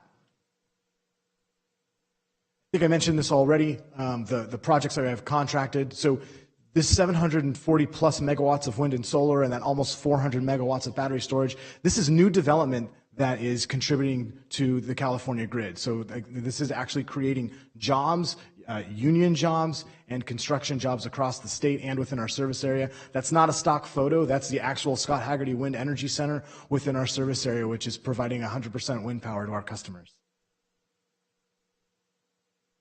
Who's Scott Haggerty? Haven't heard? Former Supervisor Scott Haggerty was the founding chairman of our board and on our board of directors. And deserves a lot of credit for the agency forming in the first place. So I think this is coming to the last slide. Again, these aren't stock photos. These are real power projects within our supply portfolio. But our board of directors unanimously approved a 2030 clean energy target so that all of our customers will by default be purchasing 100% clean energy, and that will be a mix of renewable resources and carbon and non-nuclear carbon-free resources like large hydroelectricity, 15 years ahead of the state's schedule. And last but not least, if the county were to decide to explore membership and to join our agency along with the cities of Stockton, Tracy, and Lathrop, this is the order of operations. And I should mention that because of the CPUC requirements, there's a year-long delay from the time a city or county decides to form or join a community choice aggregation agency and when service can begin. So we're getting towards the end of the year now, and in fact, we're already filing our implementation plan to reflect Lathrop's membership. So I just want to give the caveat that depending on how things shake out, how much time your board decides to look into this, how long it would take PG&E to provide data that we would need. I think the earliest that we could probably provide service to the unincorporated areas in the county would probably be 2026, but we would certainly work hard if there was interest by yourselves to join to do things as expeditiously as possible. But the very first step would be to authorize EDC access to the countywide PG&E load data, because that's what our board and our staff would need to review in order to assure ourselves that we could address, serve the county's load and while maintaining the same high levels of service that we provide. It can take about 6 to 8 weeks for PG&E to turn that data around, so that's one of the reasons why I'm hedging on the timing there. But beyond that, the crucial steps for the county would be to pass a resolution and 2 readings of an ordinance to join our agency. And then from there, our board would have to consider the county's membership and vote accordingly. That's my presentation, and I'm sure I also received some questions late yesterday that I'd be happy to answer as well. But for now, I'll stop there. All right, thank you. Bring it back to the board for discussion. Supervisor Canepa. Yeah, I have quite a few questions. So can you guys provide enough energy by yourselves for all your customers? Yes. So the demand, as it increases, you just find other sources? How does that work? Yeah, well, we are, right now, our procurement team is out there putting bids and requests for offers on more renewable generating capacity. So yeah, we procure the utility scale, and those projects, as I mentioned before, are under construction. Yeah, we don't foresee a challenge in being able to supply the energy itself. Challenges come in with delivering and transmitting the energy, just to be perfectly honest with you. So, okay, and then so the decline rate's roughly 10%? Sorry? Is the decline rate kind of the same with everybody at like 10%? People that don't go PG&E, the decline rate, they don't want to use you. Service area wide, our opt-out rate is about 5%. Oh, 5%. It's a little higher in Tracy. Okay, and then we were talking with the county administrator, Jay, and farmers, how there's a, different need there. So, they could just opt out, or, a lot of your area obviously doesn't have farming as part of it. So coming over the hill this way, it's very important, obviously, to San Joaquin County. Yeah, we do have rates for agricultural rates, and we do serve agricultural customers. Most of them are recent with the addition of Tracy. But for one, we guarantee the same discount for those rates, those who are on agricultural rates. So it would be a 5% discount for them. If they had there are edge cases where there's special equipment that some folks have invested in that work with specific PG&E programs. They may not be eligible for our service, and in which case we would encourage them to opt out and perhaps consider it at a later time. But we work hand in hand with our customers. If it's for whatever reason to their benefit, this comes into play with some of the solar customers. Depending on the timing of the enrollment, sometimes it's better for them to wait until they recoup all their credits that they've been generating over the course of the year. So it's not uncommon for us in specific cases to encourage customers to opt out and then opt back in when the timing is right. Okay, perfect. The other thing, so obviously the board, how many member board is it? So our board is 16 members. That does not include the city of Lathrop yet. Once our implementation plan is certified by the Public Utilities Commission, then the city of Lathrop will be entitled to a seat in our board. So then we'll be 17. Okay, so each person obviously new gets a seat. Yes, each jurisdiction gets a seat on the board. And then, so when you figure out how do you fund projects, does it go in different areas? Obviously, if it's weighted to more people in the Bay Area or on the board, how do we get our fair share of possibly having energy projects reinvested in our area? Because then it multiplies out, obviously, if you're building stuff and, Yeah, really what determines where the projects are sited is the cost of real estate and the cost of the project. So, in fact, the real estate in the Bay Area proper is quite expensive, so it's more expensive to develop projects in Alameda County, generally speaking. So that's usually the driver. Many of our utility scale projects, most in fact, are outside of our service area. I want to be clear, though, on our board, every jurisdiction has an individual vote. There is a provision which has, I don't know if it's ever been used, but if it has, it's very infrequently. There is a provision for a weighted vote as a kind of check on the general vote. So to reconsider a decision, I think it requires 3 board members to invoke it. They can reconsider that and then have a weighted vote. That weighted vote is based on the energy load of each jurisdiction. So not quite the size of the population, but the size of the load, which roughly correlates to the size of the jurisdiction. So the vast majority, if not every decision so far that's been made, is one jurisdiction, one vote. But for transparency, there is a provision in there for a weighted check to that.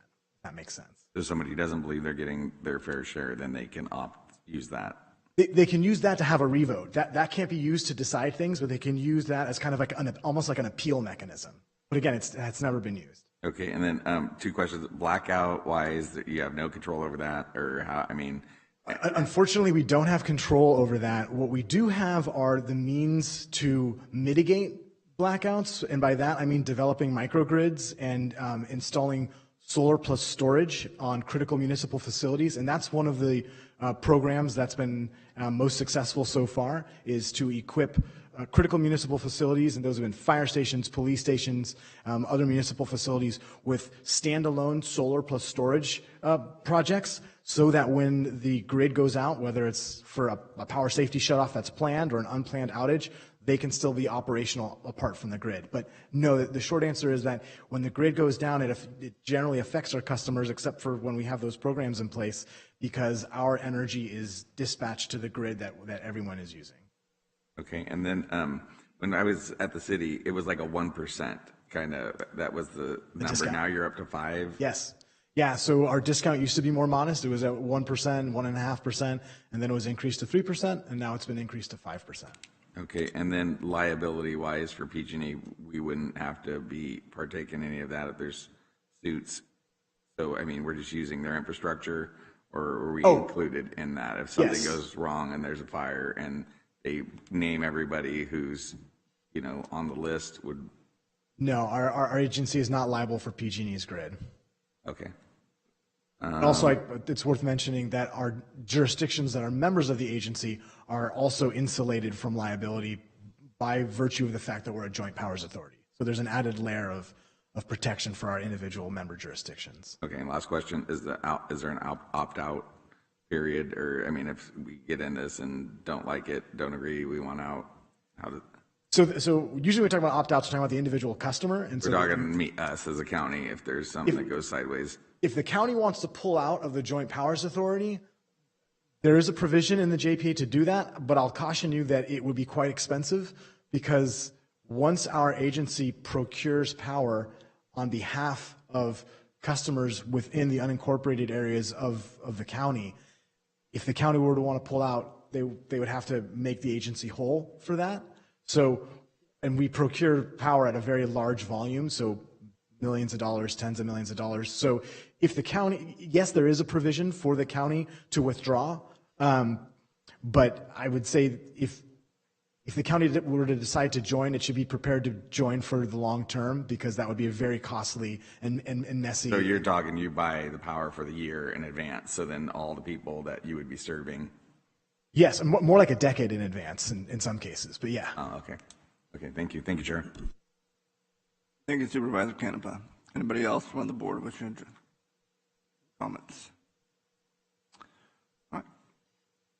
Supervisor Patty. Thank you, Chairman. I appreciate our chairman bringing this to the board. I think it's part of our great responsibility is finding things and being interactive with the public. Supervisor Canepa had some great questions, as did Supervisor Ding. And I think that EBCE is one of the pieces of puzzles as we're looking for clean energy, we're looking for reliable energy sources and diversifying a grid.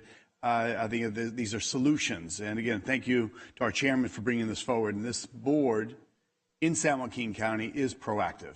We like to take charge. We like to work with people that are going to bring ideas to this and bring it to our public. That's how we serve our public best.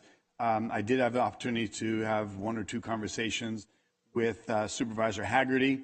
Once a supervisor, always a supervisor, but I appreciate his work that he is bringing this to his community as well.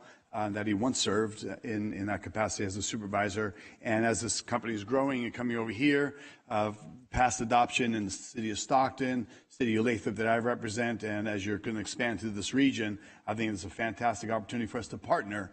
And what started off at 1% is now 5%, may end up being 8 or 10%, but that comes into real dollars for people at the end of a year.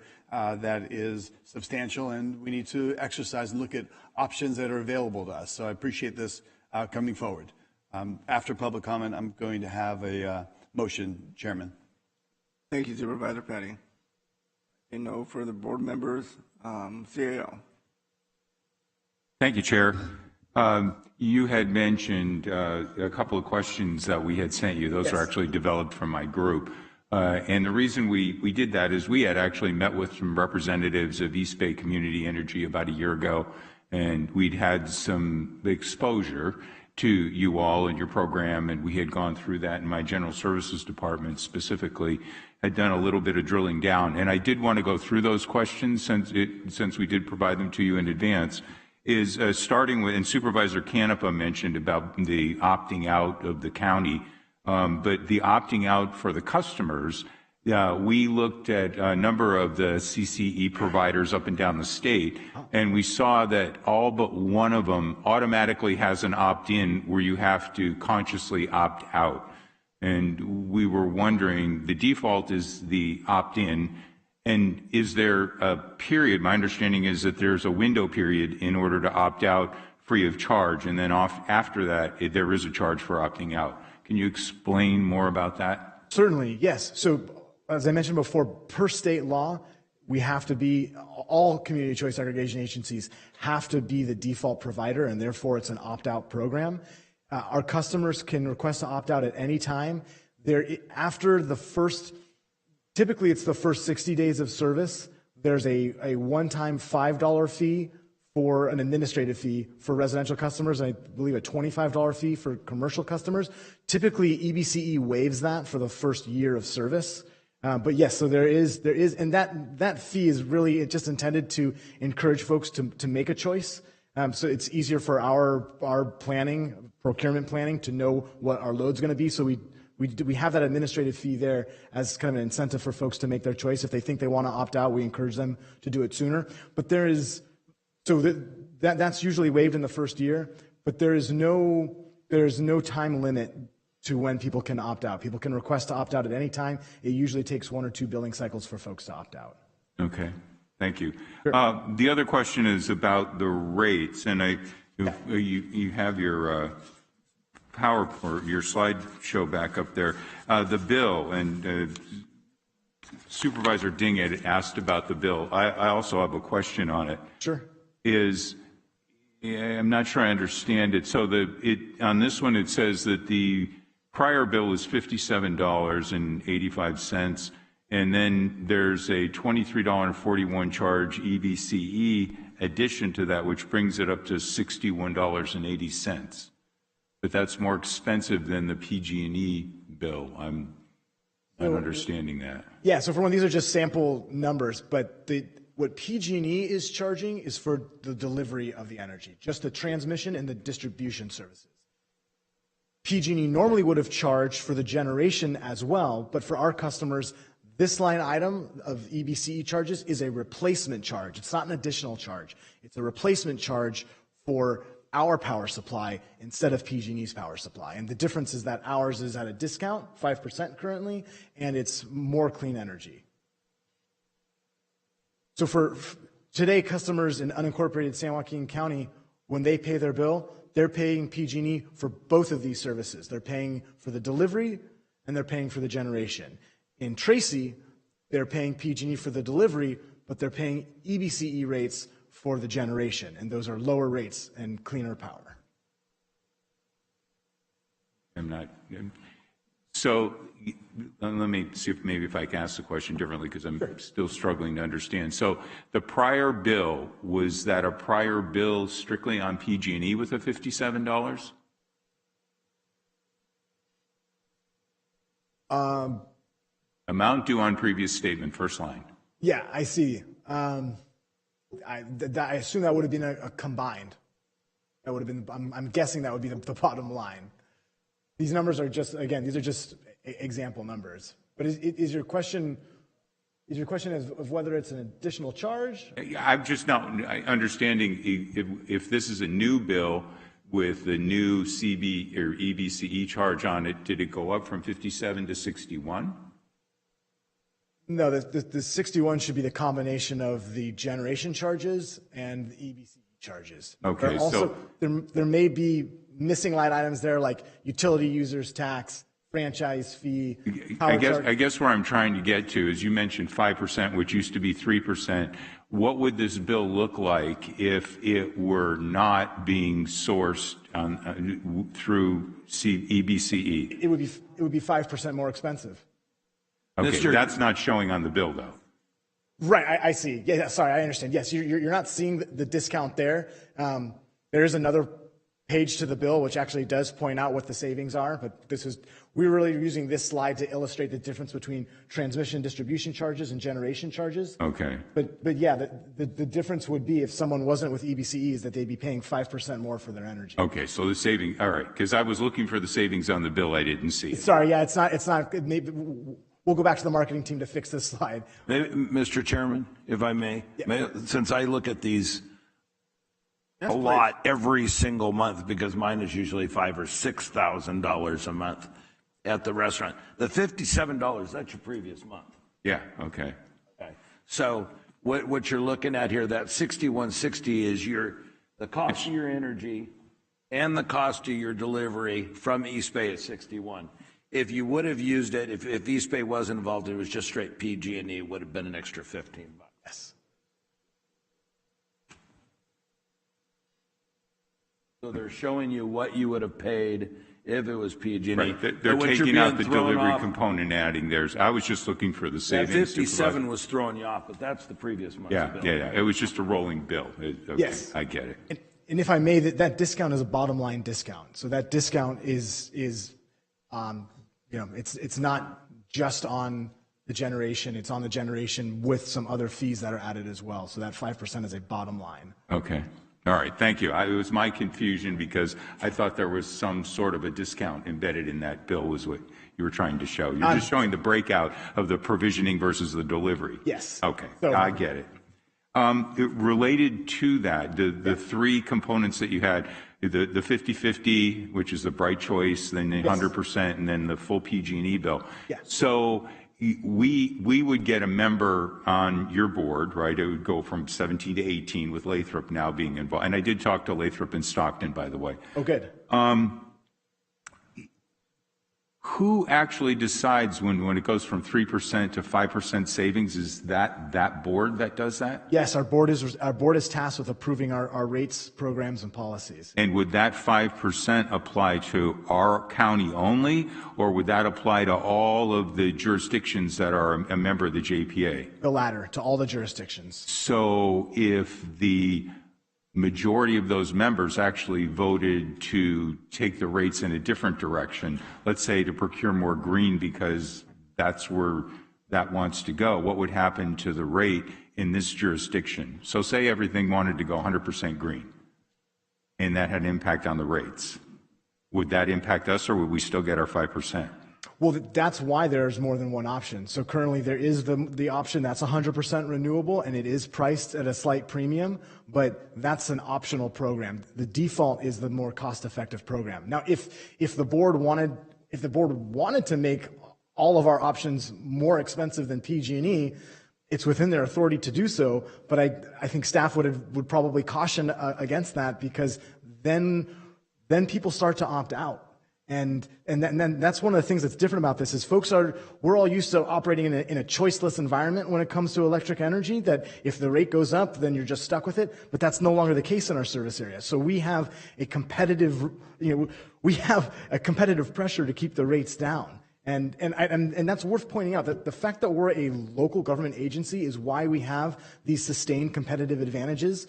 the reason why we can keep the rates low in part is because we don't have shareholders to whom we have to pay a dividend. So there's immediately a cost savings that can accrue to our customers. As a local government entity, we can also borrow at cheaper rates. We've successfully issued bonds before, and we aren't subject to the same taxes. So because we're a local government agency, we have those competitive advantages that help keep our rates low, but we also have a built-in business incentive to keep the rates low, because otherwise people will opt out. How often can those rates be adjusted? They are typically adjusted once a year. Well, I should amend that. So our rates are indexed to PG&E's and then discounted. So when PG&E changes rates, our rates change correspondingly, albeit at a discount. So they typically change about 3 to 5 times a year. We usually have one rate making meeting in June, where the new discount goes in, where the new discount went in this case. So our rates, we generally change the generation rates once a year, but we do index to PG&E. So when PG&E changes, which they do 3 to 5 times a year, sometimes it's the generation rates, sometimes it's the transmission rates. So they change a couple of times a year. But the board approved rates, that's usually once a year. And that's based off of the PG&E rates, whatever that might be. Well, yes, it's indexed to PG&E rates, but then they look at our net revenues from the previous year, our forecasts for what wholesale energy prices would be, and then some other factors to determine what discount we can afford to provide to our customers and still provide all the programs and other benefits that we intend to provide. Okay.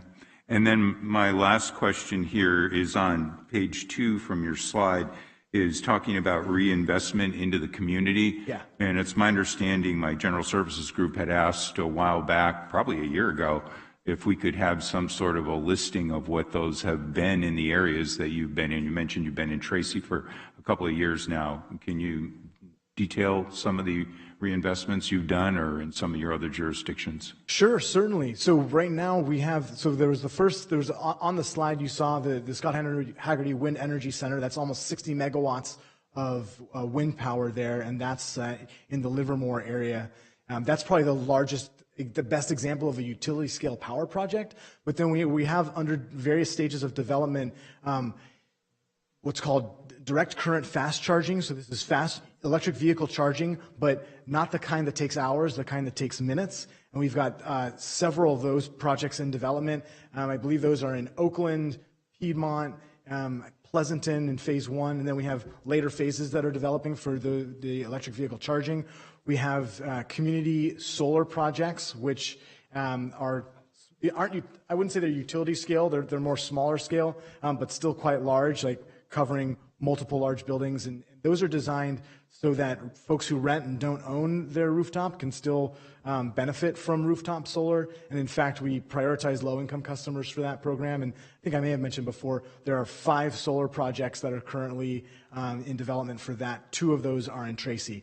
The ribbon hasn't been cut on those yet, so they're not operational yet. But those are just a couple of examples, and I'd be happy to send your staff more examples of those types of projects and programs. If you could, that would be helpful, because we were looking for that. And then last question, and I promise I'll stop there, is, and this came up last year, I did talk to one of our cities about it, is in procuring power from green sources and all that, is there any sort of a risk element in that sourcing based on your contract modeling, where we would be putting our ratepayers in any sort of additional, what do I want to say, supply risk?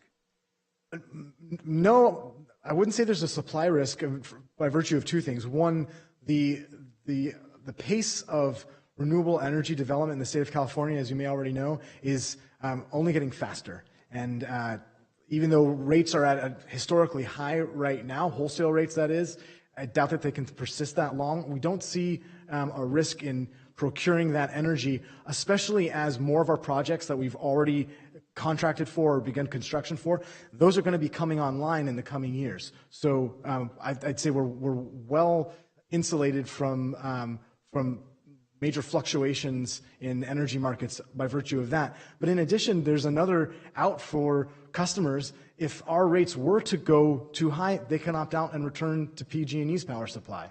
Now, I don't anticipate that that's going to happen for the reasons I explained before. Our competitive advantages compared to PG&E are strong, and our procurement team has been forecasting and procuring energy within the state for some time now with long-term power procurement, so that we aren't going to be subject to the spot market as much.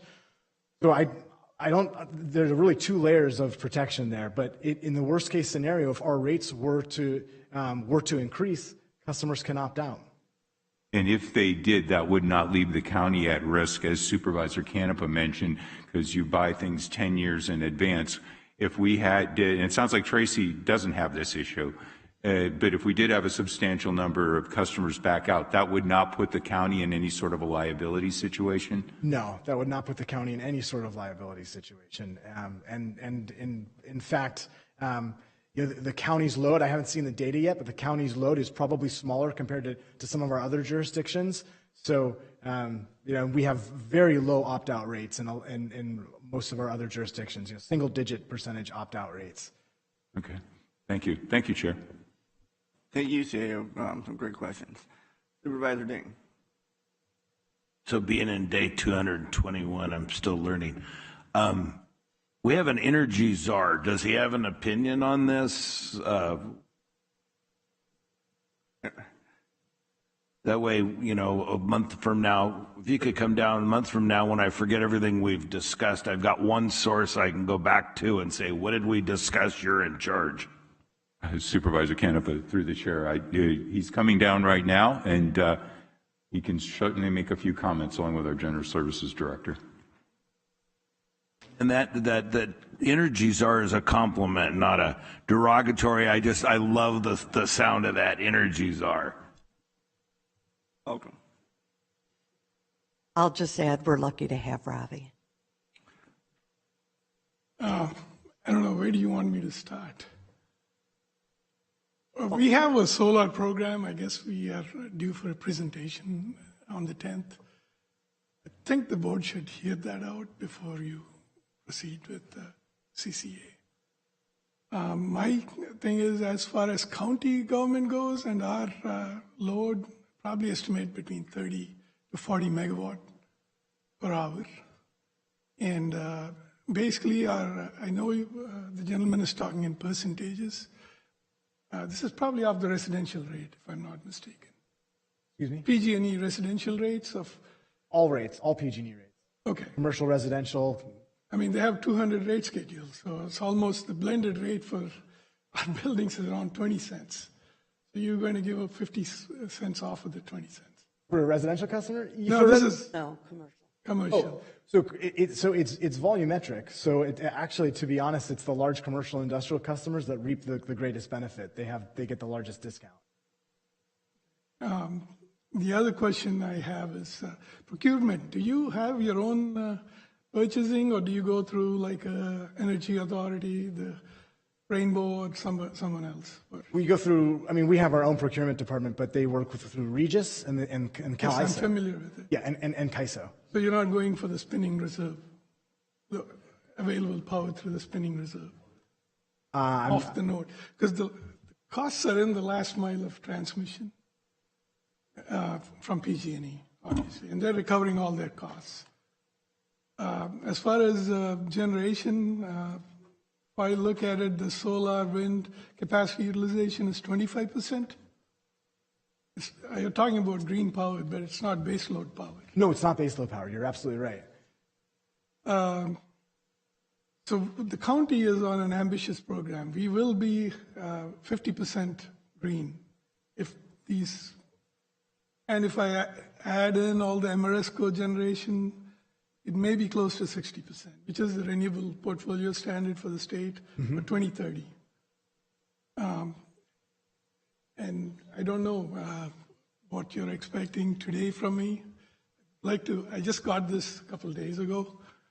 We'd like to sit down and analyze it some more before we would make a recommendation.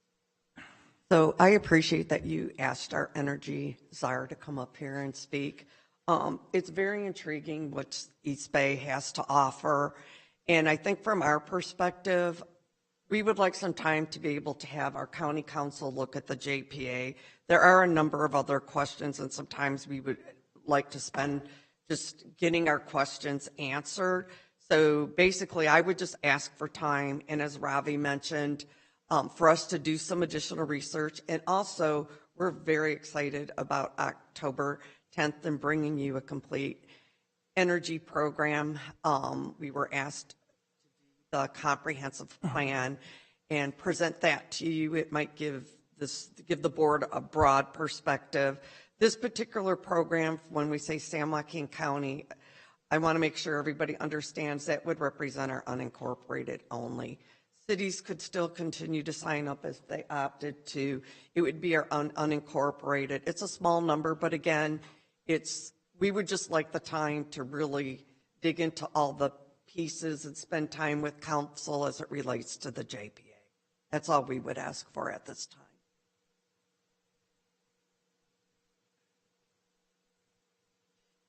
Thank you. I yield back. Thank you, Supervisor Ding. Supervisor Patty. Thank you, Chairman. So 2 things real quick. Wind doesn't blow, clouds come in, it rains for 30 days and 30 nights, and we have no sunshine, no solar energy being generated. Are customers blacked out? No. Okay, thank you. Only not. Thank you. And for clarity, what's being presented today is not for San Joaquin County buildings and San Joaquin County electrical services to be provided through this joint venture that you're bringing to San Joaquin County unincorporated customers vastly. This is not a San Joaquin County building service only exclusive discount through your company, bypassing general services, bypassing their oversight, bypassing our energy czar, which, okay, great name if that's how we want to term this, and I think we should double your salary if you're a czar. So go ahead and let's go czar all the way. So we are not interfering with general services. We're not superseding general services. We're not, as a county, entering into your EBCE company being the energy provider to San Joaquin County buildings in any capacity. Is that correct? So that is correct. Well, I'll make the caveat that San Joaquin County municipal electric accounts would have the same options as any other electricity customer. So the county could opt out of our program, or the county could opt up to the 100% renewable if it wanted to. It would have the same options as any other customer. Right. And before we came online, like you're saying, there's a year or so. So let's say magic wand, this is approved, JPA, legal, comes back to the board, all whatever, which may be in a motion here in a little bit. 1 year from now, between now and then, we can say, like, no, we've got better plans. We've got our own nuclear power. We've got our own wind generator. We've discovered fusion, and we are so spectacular that we don't need anything from... I can't wait for that future. EBCE. So before we even would have EBCE doing any type of discount, we will have gone through the channels of all of our oversight, all of our levels of engagement. So we opt out before it even begins.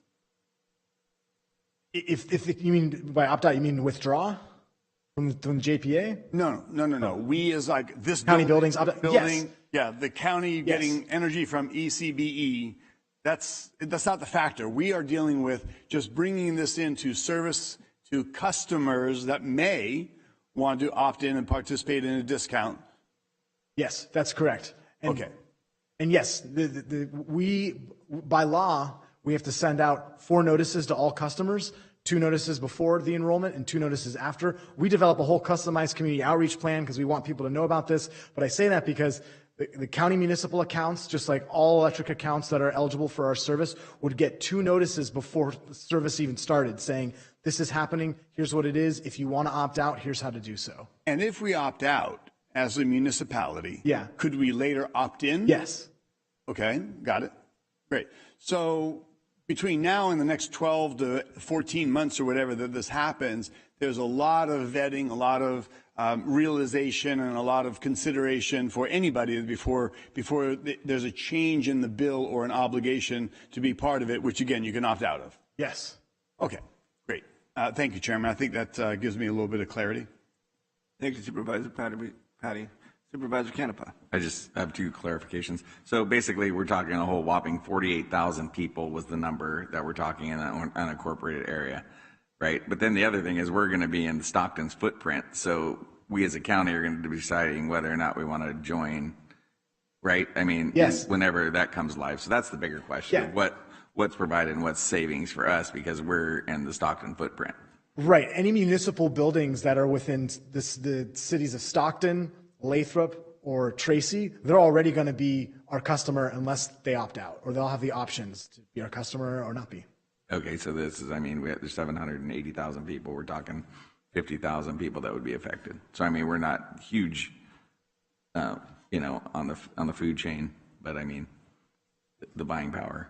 Stockton is a much more sizable load than the unincorporated county. And without even seeing the county's data, I can be pretty confident of that. Perfect. Stockton is the second or third largest jurisdiction that we will be serving. Perfect. Thank you, Chair.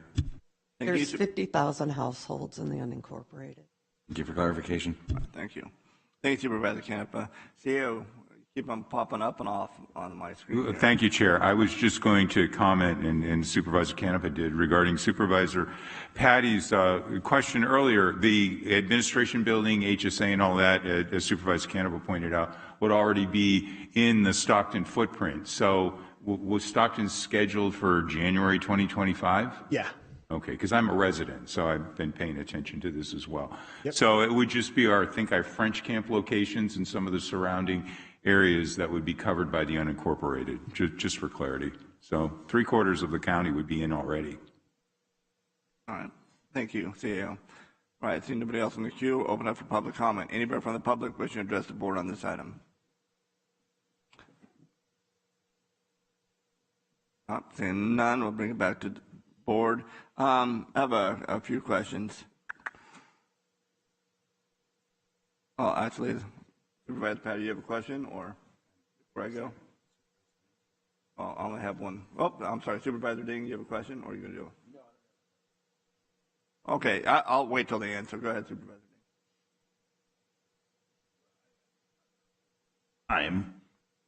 I am not until the action has taken place. Everything sounds fabulous, ready to sign me up, what have you, but out of due respect, you've got staff that's been working on a presentation. We're talking about 2026, so it's not something we have to do today. I kind of like to wait for their presentation on October 10th. Yep.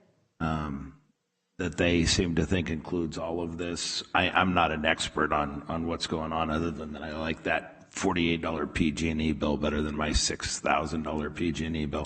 But I'd kind of like to hear more of, how it all intertwines, but respectfully. But thank you for everything. Thank you, Supervisor Ding. Supervisor Patty, you have a comment?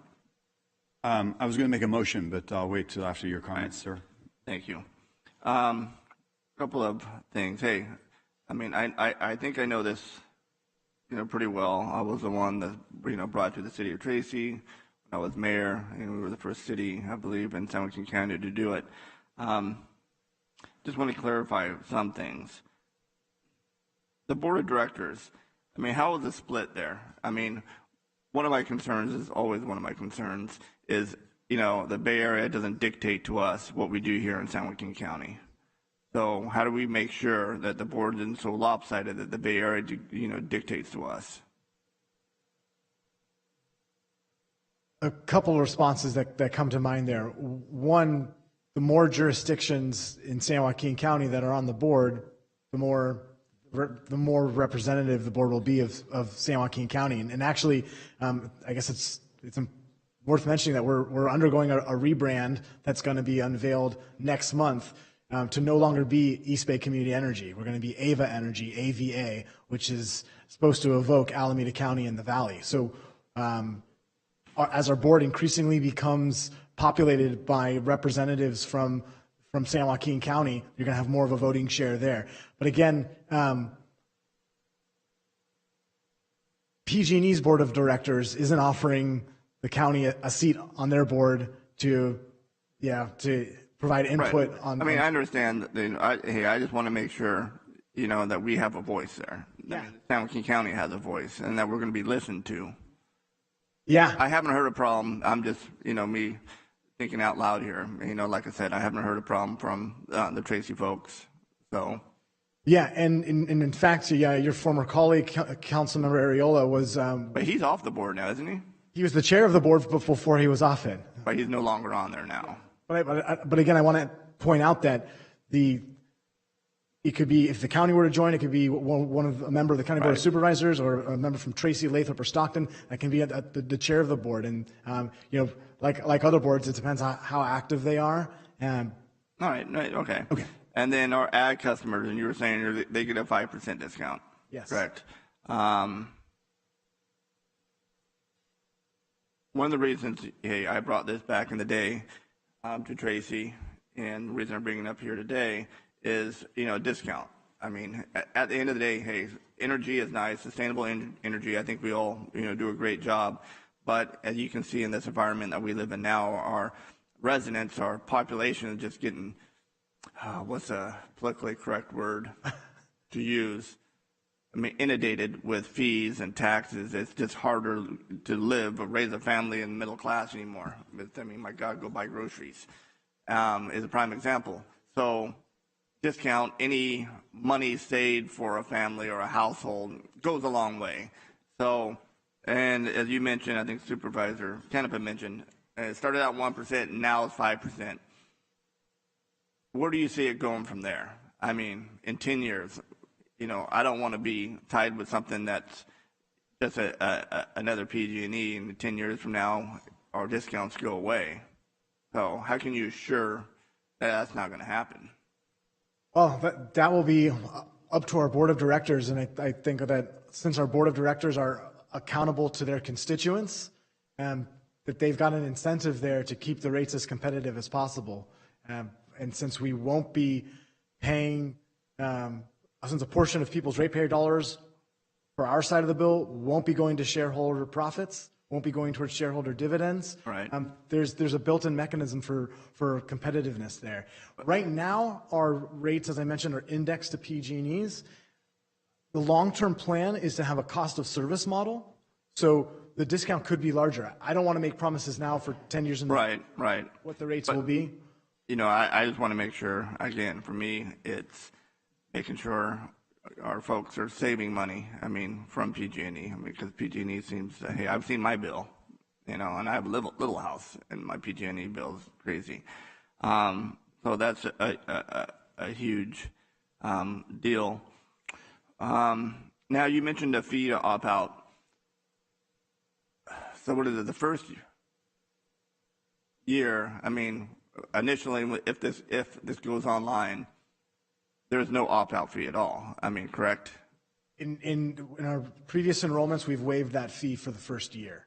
Okay. Thereafter, it's the first 60 days of service. So if a new account were to open in Tracy, a new house gets built, a new meter's in place, it starts service, there'd be a 60-day window to opt out before that $5 fee would apply. Okay, but we usually don't, charge that fee, right? Can we opt out of that completely? That fee? For 60 days? That policy could be discussed, yeah. It's ultimately that those types of decisions can be discussed by our board on what to do about those fees. It's often waived because, again, the idea of the fees to incentivize people to opt out sooner rather than later if they're going to. But I don't think we would want an administrative $5 fee to get in the way of the larger ambitions of the agency. And reinvestment. And you mentioned, our CEO mentioned reinvestment. And Tracy, what was that again? Your reinvestment back into the community. You mentioned Tracy. It's not a ribbon cutting or anything yet. But what was it? Oh, the solar projects. Two of 5 community solar projects are scheduled for construction in Tracy. Okay. And where's that? Do you know? I'm afraid I don't know offhand. But our CEO is meeting with Councilmember Bedoya, who's on our board, about this in the coming weeks. All right, cool.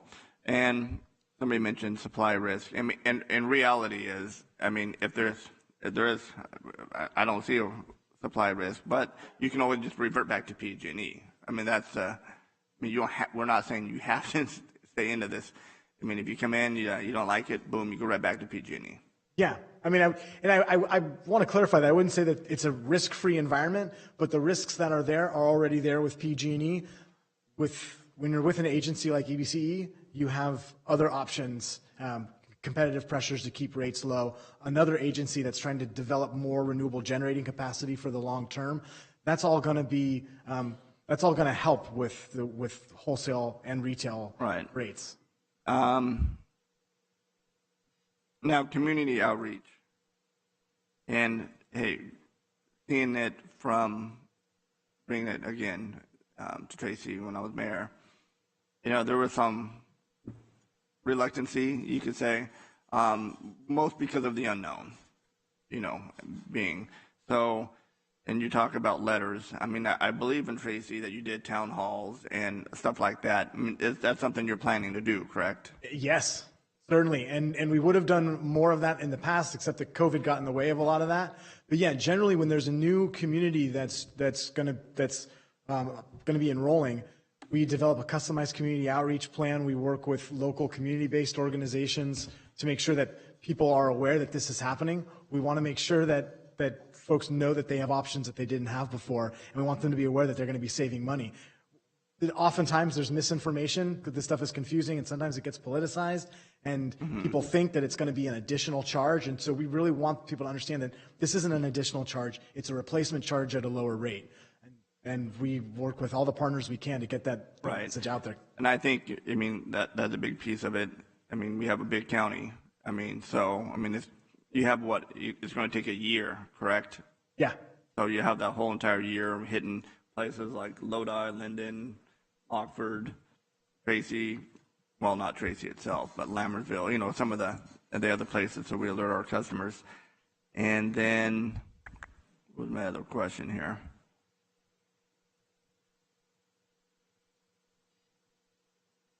We also have staff members from this area. Right. And again, you know, it's save folks money, our ag community, I mean, which, and you're looking at unincorporated. But this is for our staff. I know Supervisor Ding mentioned, you know, bring it, or you mentioned to bring it back, but knowing that this was going to come forward, or you guys have been aware of it for a year since we've been talking, why so late? Knowing that there's a possibility, knowing that we discussed it with members of this board, discussed this program, or this possibility, that this was being foreshadowed, you could say, why bring it at the last minute? Why bring it now instead of sooner? So there were a number of additional projects and assignments given to us from this board that took priority. And we had reached out to East Bay and told them that at the time that we were busy with our current workload and wouldn't have time to meet and talk about it again, but it was never totally shelved. Just a matter of workloads and what we're being asked to do. All right, thank you. And my last question is this. So, just to clarify, if we go forward today with looking into this, when is the county committed to this program?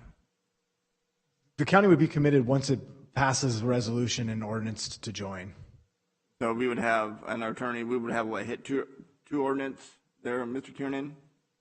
We would have to bring back another ordinance. We have to bring back an ordinance next board meeting, then the second reading of the ordinance, and then it would be. Yeah, but I don't know that in terms of timing. I think that has yet to be determined. But right, you are correct. An ordinance requires, generally speaking, 2 readings, and resolutions would just 1. We would have at least over a month, I guess you would say, in order to hit those 2 ordinances, or a month. that would be plenty of time for you guys to bring that back, and that would not commit us to anything. Am I right on that? It sounds like we are not committed until the second resolution is passed. So if we brought something back next week or next board meeting, what you're talking about, and then we can stop if we need to. Correct? So we're scheduled right now for the October 10th meeting with our energy. The next meeting. I would say between now and then, we probably do not have the capacity to vet what we would want to vet with this. Nor is there enough time to get a board letter or resolution together to get to the October 10th meeting. Well, depending on what this board does. Depending on what this board does today, I mean, you're going to be under the gun, meaning if you guys want to get this before the board, if we go that route, you're going to have to bring it forward in order for us to hear it. So my last, again, I'm sorry, I'm going to go through this one more time. When would you start going to public community outreach? And how long would that be? Then after that, how long would it be for our customers or residents to either opt out or opt in? So if the county were to vote to join our Joint Powers Authority, we would probably start conducting the community outreach after our board voted to include the county within our Joint Powers Authority, because then it would be official from our point. Thereafter, there's a 90-day certification process through the Public Utilities Commission.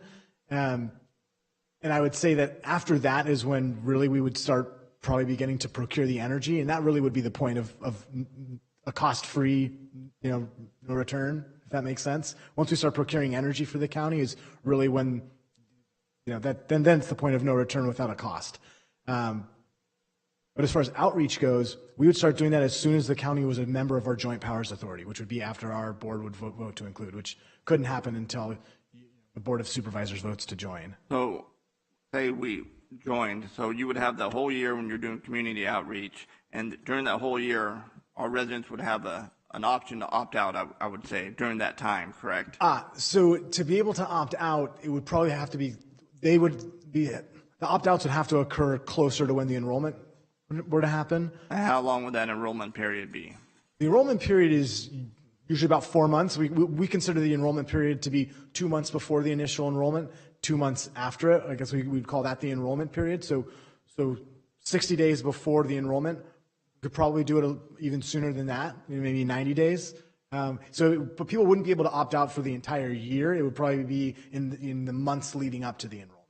Okay, how many months? I just want, what I'm getting at is that our residents know that this is coming, that this isn't, like you have a week, to do it, and then, oh, sorry, you missed it, kind of thing. There has to be some kind of designated amount of time, and a good amount of time, so people realize it and make that informed decision. Again, this board isn't, telling our residents what to do. It's up to the residents to do what they want to do in the best interest of themselves and their families. So they have plenty of time to opt out or opt in. Yeah, so using Stockton and Lathrop as an example, right now we're anticipating January to be the date at which enrollment occurs. So according to each bill's billing cycle in January, they'd be switched over to EBCE's power supply in January. So that means in the fall of next year, we would be sending out those first notices. And ahead of that, maybe in the summer, I would say late spring, early summer,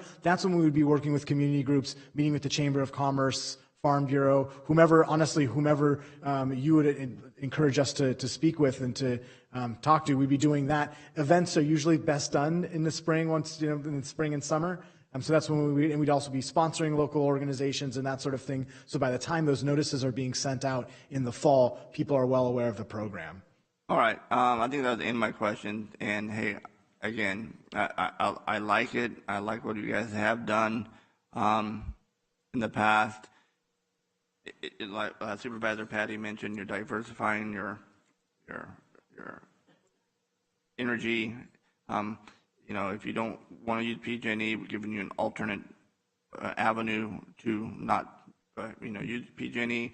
And at least in the last, what I've seen, it's saving been 1% to 5%, right? So, and that does save money. You know, hey, if you're a business, you'll save more because of the volume you use. But for a regular household, I mean, hey, nickels and pennies and dollars add up. So, with that being said, I will yield my time, and Supervisor Patty.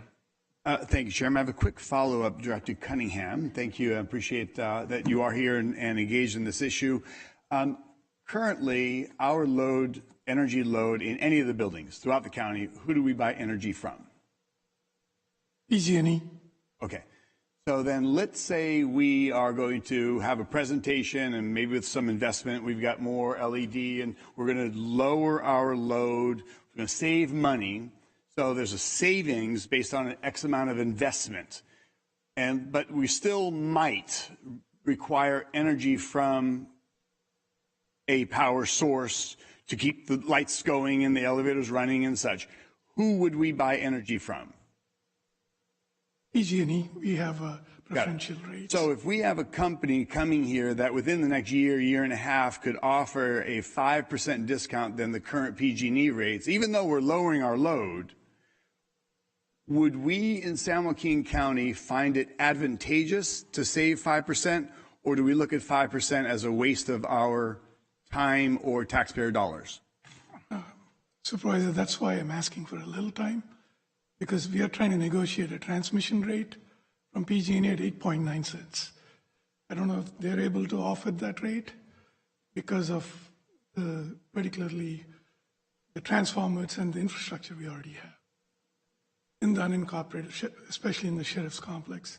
The other side is the avoided cost. We are putting in about 7.62 megawatts. That's what's going to come up. Mm-hmm. That is substantially more than, I shouldn't say substantially more, combined with the existing 5 megawatt foothills, as well as the Ameresco generation. And then the next 2-year plan, we would be, like I mentioned, our target is to reach the RPS standard of 2030 even now.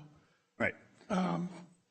Avoided cost will be around 2 to 3 million, and it depends on what rate schedule and all that. If you give us a little time, we can say, yeah, you're going to save X amount of dollars over and above what we are planning to.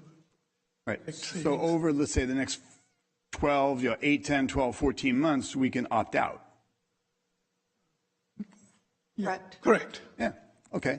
So, but we've got 50,000 other county residents that may want those savings to start so they can save 5% because they may not be in a position to negotiate transmission rates from PG&E. Would that be correct? Yes. So if we're, as a board right now, more than anything else, we're looking at the 50-something thousand unincorporated residents that might have a savings from PG&E of 5%, which is what's identified right now. It's not 1%, not 2%, but it's a firm 5% that will be presented to them that they can opt in or out of. Right. So this isn't binding the county to hitch our wagon to this company and we must abide by anything. The board is not making a decision that's going to hitch us to this in any way, shape, or form. That'd be correct? Yes. Okay, and I appreciate the diligence. I'm just trying to get clarity for where we are so that we're not binding the county into anything, but we're looking at the people that we represent in the unincorporated area throughout the entire county. 8,000 of them are ag meters. Right. Out of the 50,000. And there are many that are low income as well, that need to save some money whenever they can. All right. Thank you. I appreciate that clarity. And out of consideration for this, Chairman, if it's okay, I'm going to make a motion. Supervisor Patty, I know Supervisor Dean wants to say a few words. Okay. Thank you. I'll hold on my motion. Okay. Supervisor Patty, go ahead. Thank you. In order to move this forward, there's a level of engagement with PG&E. We have to, on behalf of, we have to file something. Could you give me some, for my motion I want to include? Yeah. If I understand correctly. Yes, there are two forms that we refer to as PG&E's load data request forms. One is a non-disclosure agreement. The other is, I think, kind of an attestation to say that the county is exploring community choice aggregation, which is what these agencies are called. So those two forms, and I'm sorry, I can't remember, I think it's like 79-1030 and 79-1031 are the two PG&E load data request forms. Yeah, the first step in this process would be to work with your staff to get those forms to PG&E so that PG&E can provide us with the countywide load data so that our team can do an assessment on it. And that usually takes about at least 6 to 8 weeks for PG&E to turn that data around. Okay, so before we're binding into anything, you've got 6 or 8 weeks of data analysis and such. Oh yeah, just submitting those forms doesn't commit the county to go any further. Great. Okay. And I'm listening to Supervisor Ding and Canepa and Supervisor, our Chairman Rickman and staff. There's been a really great conversation. So I'm going to make a motion that we work with EBCE staff to submit PG&E Form 791030 and 791031 as soon as possible to request countywide load data and authorize EBCE to access the data. Second part of my motion would be to draft a resolution and ordinance to join EBCE's Joint Powers JPA, Joint Powers Authority, and implement community choice aggregation, CCA. Staff can use the templates that are already provided. I believe that City of Lathrop would be an example. And then we agendize after our presentation coming forward. That's going to be at the next board meeting. This would be agendized, an action item at a board meeting to follow, considering approval of the resolution and the ordinance pending that board approval, which would then bring us to that, as our chairman pointed out, I believe a second agenda meeting with a reading of the ordinance on a consent calendar as per state law. So that would be my motion, and I think that's time sensitive to what you would be asking for to review. That brings up and addresses what Supervisor Ding is concerned about, but it just sets us in motion on behalf of the county and the constituents in the unincorporated area.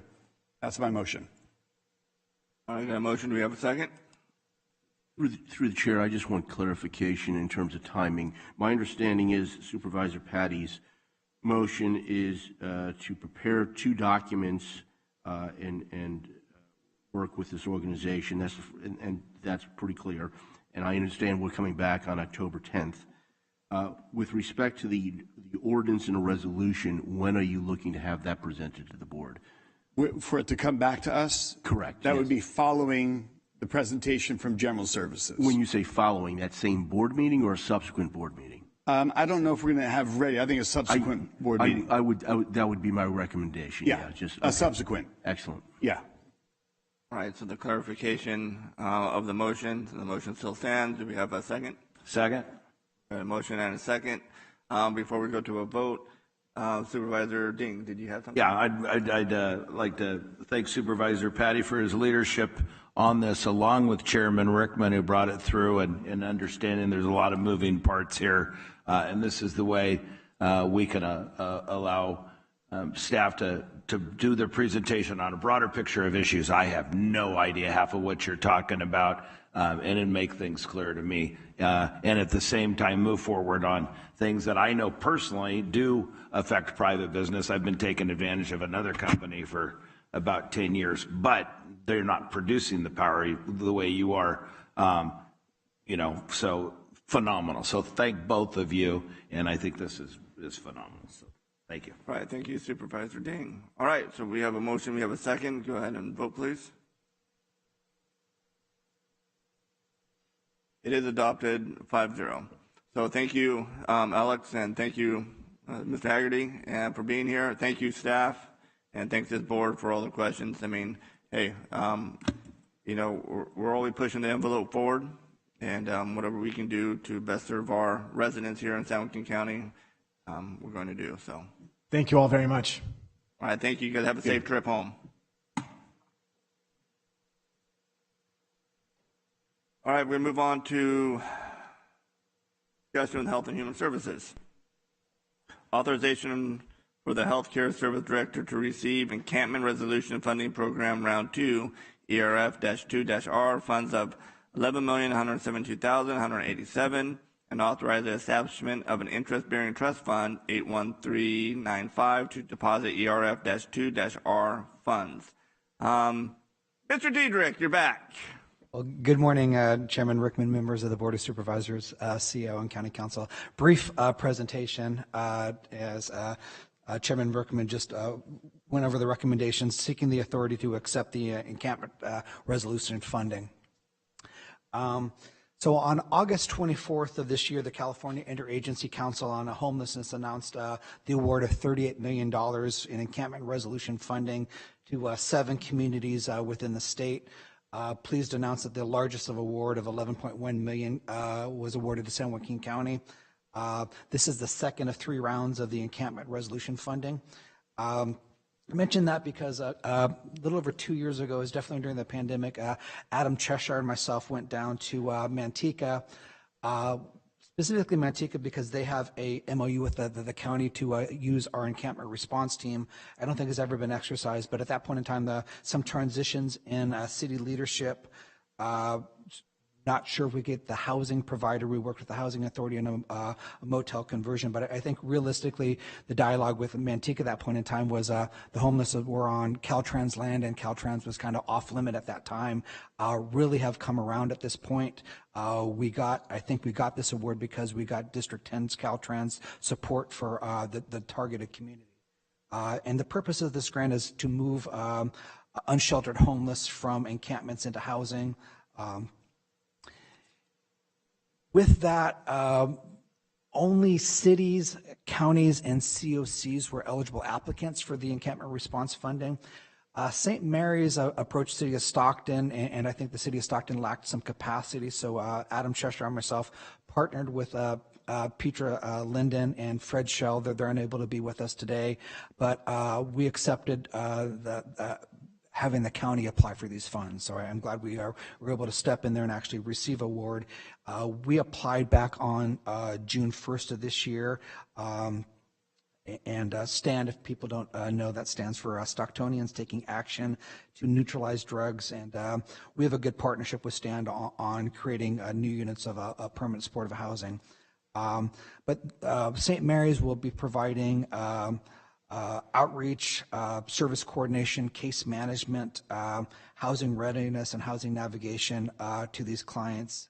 And as mentioned, Caltrans District 10, this is the highest priority encampment, and it's basically under the interchange of Highway 4 and I-5 and the greater Mormon Slough encampment area. And overall, the project proposal is expected to move individuals out of the interchange complex, place them into permanent supportive housing or shelters, and create sustainable pathways to move individuals from being unsheltered into some form of shelter or housing as those are being developed.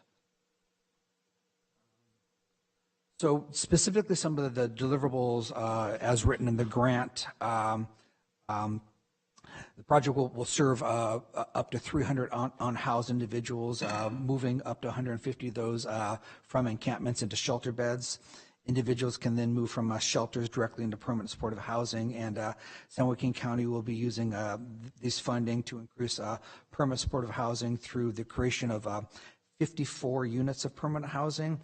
And the grant was looking at scattered site housing, and working with STAND and other partners, we might be looking at a motel conversion and working with the state on a budget adjustment there. But the metric is to move individuals into housing. Doesn't have to be specifically housing that is created by the grant. This board provided STAND, I believe, $2 million a couple months ago to acquire 5 homes. They have also been a partner with our Hopeless in Care and Dignity to create other non-congregate settings. So where I'm going is that the metric is to get people into shelter or into housing, not necessarily the housing that is being developed by this. And one of the large items here is we're leveraging existing city and county investments. St. Mary's is moving forward with their Pathways non-congregate shelter. Probably in January, the Navigation Center, formerly under the Stockton Shelter from the Homeless, but now under St. Mary's, will come online. That's 180 beds of a non-congregate shelter. Then I also mentioned really, I've been pitching this since I spoke at an event over at St. Mary's when UOP and United Way released some reports that this is my desire is really to use this grant as a proof of concept of how the county can partner with cities, our CBOs and our shelter providers to really take a focus on the visibly unsheltered and move those into the expanding shelter capacity within our county. And so today, wrapping up, looking for the authority to accept this grant. I will ultimately have to bring back contracts with both St. Mary's and Stand to implement or transfer monies from them. But today's resolution will allow me to draw down the $11.1 million, put that into a trust, and then establish those grants with St. Mary's and Stand. Maybe some other potential partners. I mentioned we might have to do a budget adjustment with the state. But realistically, we're looking to, once the Navigation Center comes online, January, and St. Mary's Dining Room starts to hire staff, really to have boots on the ground. The county will partner in kind with their whole person care team, working with the city of Stockton, because a lot of these residents are kind of within the city of Stockton. But as I mentioned, a proof of concept and hopefully more to come, because my goal is making sure that the expanded shelter capacity is utilized. And with that, any questions or comments from the board? Thank you, Mr. Diedrich. I'll bring it to the board for discussion. All right, Supervisor Patty. Thank you, Chairman. So I'm a little bit confused on some of the language, because you're saying it's only into the housing, but then we're talking about partnering with shelters. So are we allowed to bring people into a sheltered environment where they can get services and levels of stability? Yes. So the metrics in our grant were targeting 300 of the unsheltered in the Mormon Slough area, moving 150 of those through the shelter, and ultimately 54 of those into permanent supportive housing. So that's kind of the continuum. The bulk of the grant dollars ultimately are tilted toward creating more units of permanent supportive housing. What is kind of novel with this is also that we looked at purchasing more scattered site houses, understand, and just given the market and the cost of some of that, we're looking out for a motel conversion. But part of this concept would be, hey, if elements of the unsheltered live in where they know the other individuals that are homeless, they might be moved as a unit into shelter and then into permanent supportive housing. But the goal here really is to create pathways, and I think the large pathways is also the project that St. Mary's is doing for the approximate 300 units of non-congregate shelter. But all of those investments will be leveraged. But the ultimate metric with this is moving people into permanent supportive housing, which is the requirement of the grant. Understood. And so when we talk about engaging with people that are unsheltered and living in some designated areas that you've identified, when I was up in Olympia, Washington, studying exactly this, they had their crisis response unit, crew, they called it. And there was people that were part of this that were, some of them were formerly homeless. Some of them had obviously some behavioral health training and such. So I don't know that we have a staffed team of that nature, do we? And that's a question. So when I mentioned wanting to partner with the city of Manteca, the Board of Supervisors, in a final budget several years ago, we established an encampment response team. That's a multidisciplinary team that has mental health, public health, environmental health, public works, the sheriff's department. It's generally has been convened over at community development department. And there is a process. We have an assistant county counsel that makes sure that we check all the boxes and don't get sideways with liability. But that's only been exercised for encampments that there's been a complaint, and we team have gone out there and it reviewed that, and we can make a finding of life and safety concerns, but it's only been exercised within the county's jurisdiction. Most of the homeless don't reside within the county's jurisdiction. But the city of Manteca, under something that came to the board about 2 years ago, is contracted to use this team. I think the last time the team was actually used was about 11 months ago. So we have this team.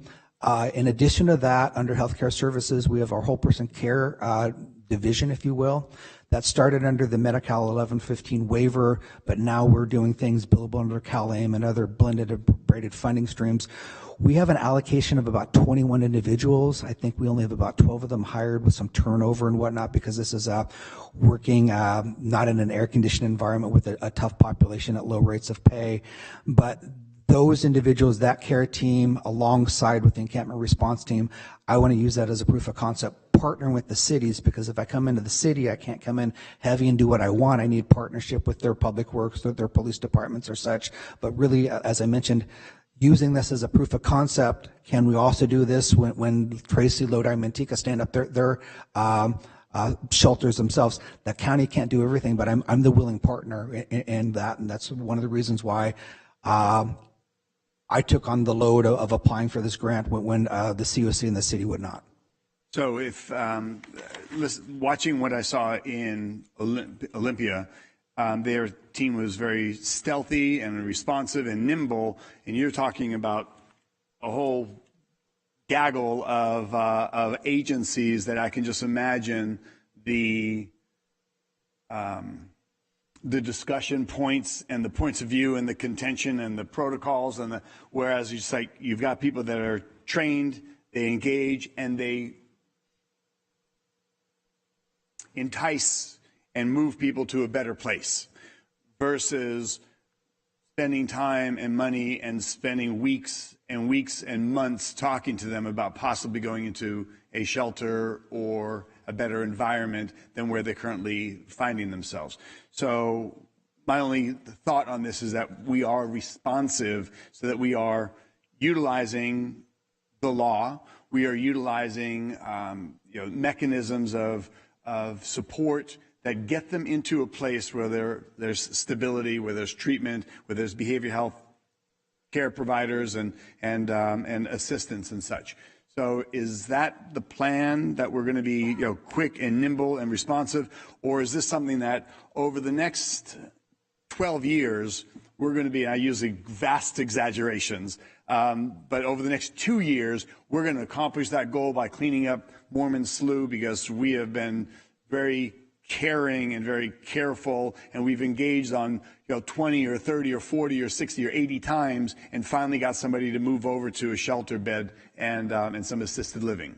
So a couple of things there. I don't want to set unrealistic expectations. We're addressing the Mormon Slough. Can I completely ameliorate that and not to use a military term, hold that ground? It's one of the areas in the state that Caltrans is. It's once you clear them out, they come right back. But when I was mentioning the encampment response team, that is more when we are displacing and cleaning an encampment and wanting to hold that ground for a life and safety issue. And that's really that multidisciplinary team. Whole person care and behavioral health. We have people out in the field on a daily basis, building rapport, trying to get them voluntarily to go into services.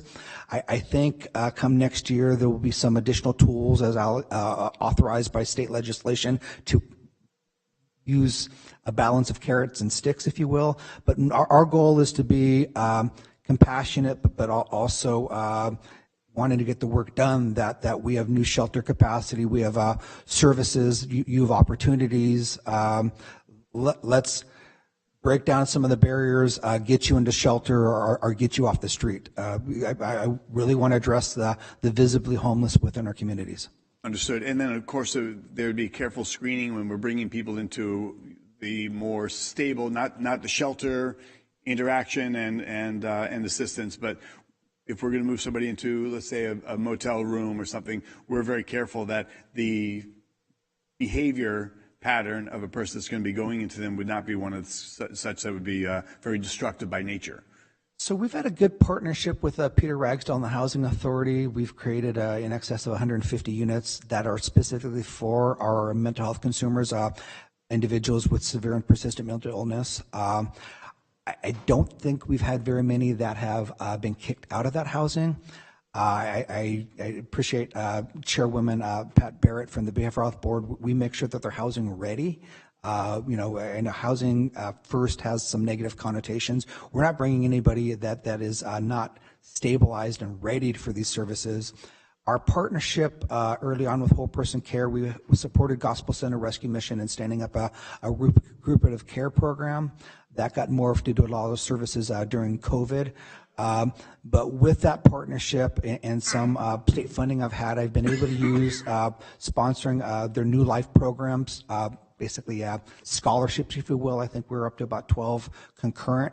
But those are individuals that come off the street into gospel, go through their New Life program, get stabilized, maybe have some work experience. Then they go into these units that Stand has modified. We've done that in partnership with Dignity, where Stand purchases units. I can provide funding to do tenant improvements and furniture. But what is novel there is that we get a housing voucher based on a special needs population, but it's a voucher on the bedroom in the individual unit. Generally for housing choice vouchers, you can't use them in a non-familial environment, but here, because the lease, if you will, is on the bedroom, we can stretch those vouchers further. But also in the Stand environment, Fred and his team have to do kind of landlord issues, and I don't think we've had a lot of negative there. So I think to close my comment out, we make sure that people are housing ready and are stabilized, because our goal is to make sure that they stick with that placement and ultimately maybe exit out into their own unsubsidized units. Excellent, thank you. That's very informative, so I appreciate that. Last question, Chairman, I'll yield, is on slide number 4. It said, includes purchase and renovation of a motel or multiple single-family homes. So of the 11 million that we're receiving, is there any plans to purchase any type of housing or motel, or is this for a response team and the engagements that are needed? So of the 11 million, approximately 10 million is going toward the housing portion of it. And what was originally written in the grant, I think, was 18 homes. But in Stan's experience, by purchasing the 5 homes that I think they just closed escrow on the last of them, they're pricey. I think I just read this morning that we've just hit an all-time high in the housing market in the United States. So they're pricey. So we are considering, we've had some internal meetings with our 2 partners, St. Mary's and Stand, and some limited engagement with the state about making a budget adjustment and looking at a hotel here in Stockton to basically have the same outcome of 54 units, but rather than scattered site that congregate, as I think our money might ultimately go further in that environment. So of the 11 million, 10 million is allocated for housing? Approximately, yes. All right. I believe they're doing a motel project on March Lane that's like a $50 or $60 million for 60 units, approximately $1 million each per door. So $10 million would get us a 10-unit or maybe a 20-unit motel. So we're still doing due diligence with our partners on looking at that. We have one motel that they're looking at. What is it going to cost to acquire? But the distinction there is, again, in these units, if I have 27 units and I put 2 individuals in them, my dollars are going a little further rather than per unit. But if I think about a per person housed, but indeed, I can't build my way out of this when they're $500,000 a unit. One of the projects early on in Home Key was a project that the Housing Authority and the City of Stockton partnered with Central Valley Low Income Housing. It was a motel conversion. The motel conversion you mentioned up on March Lane is taking 2 motel units and making them into 1 unit. The one I just mentioned, which was with Central Valley Low Income Housing, they did not decrease the number of doors. So that one is what we're kind of looking towards, where you would open the door, there's a bed, there's a kitchenette, there's a fridge, but it's not large. It's a motel room itself that's been converted into 1 motel room into 1 unit. Hopefully with that, our dollars stretch further. And that'll be coming back to us before there's any acquisition or utilization of these dollars for that. Yes. So today is just acceptance, allowing me to accept the grants. but I will have to return to the board with contracts, making recommendations such that we can move the money to our two primary partners, St. Mary's Dining Room and Stand. So those will be coming back to the board at a later point. Excellent. Well, I appreciate the hard work. I had a couple of questions I need a little clarity on. But of the 11 million, only 1 million ultimately is going to go to getting people out of the encampments, and 10 million into Well, it's funding staff for St. Mary's, but also leveraging existing investments. So when the 180 units of the Navigation Center come online, probably in the February timeframe, I think that's realistic given the transition with Stockton Shelter. And then when the pathways come online, probably 18 months from now, that's 300 additional units. That will allow us to start standing up these partnerships, these teams, mobilizing, and as I mentioned, more carrots and sticks, hopefully getting people into these new non-congregate shelters that have less barriers and address the partners' possessions, pets, and privacy issues.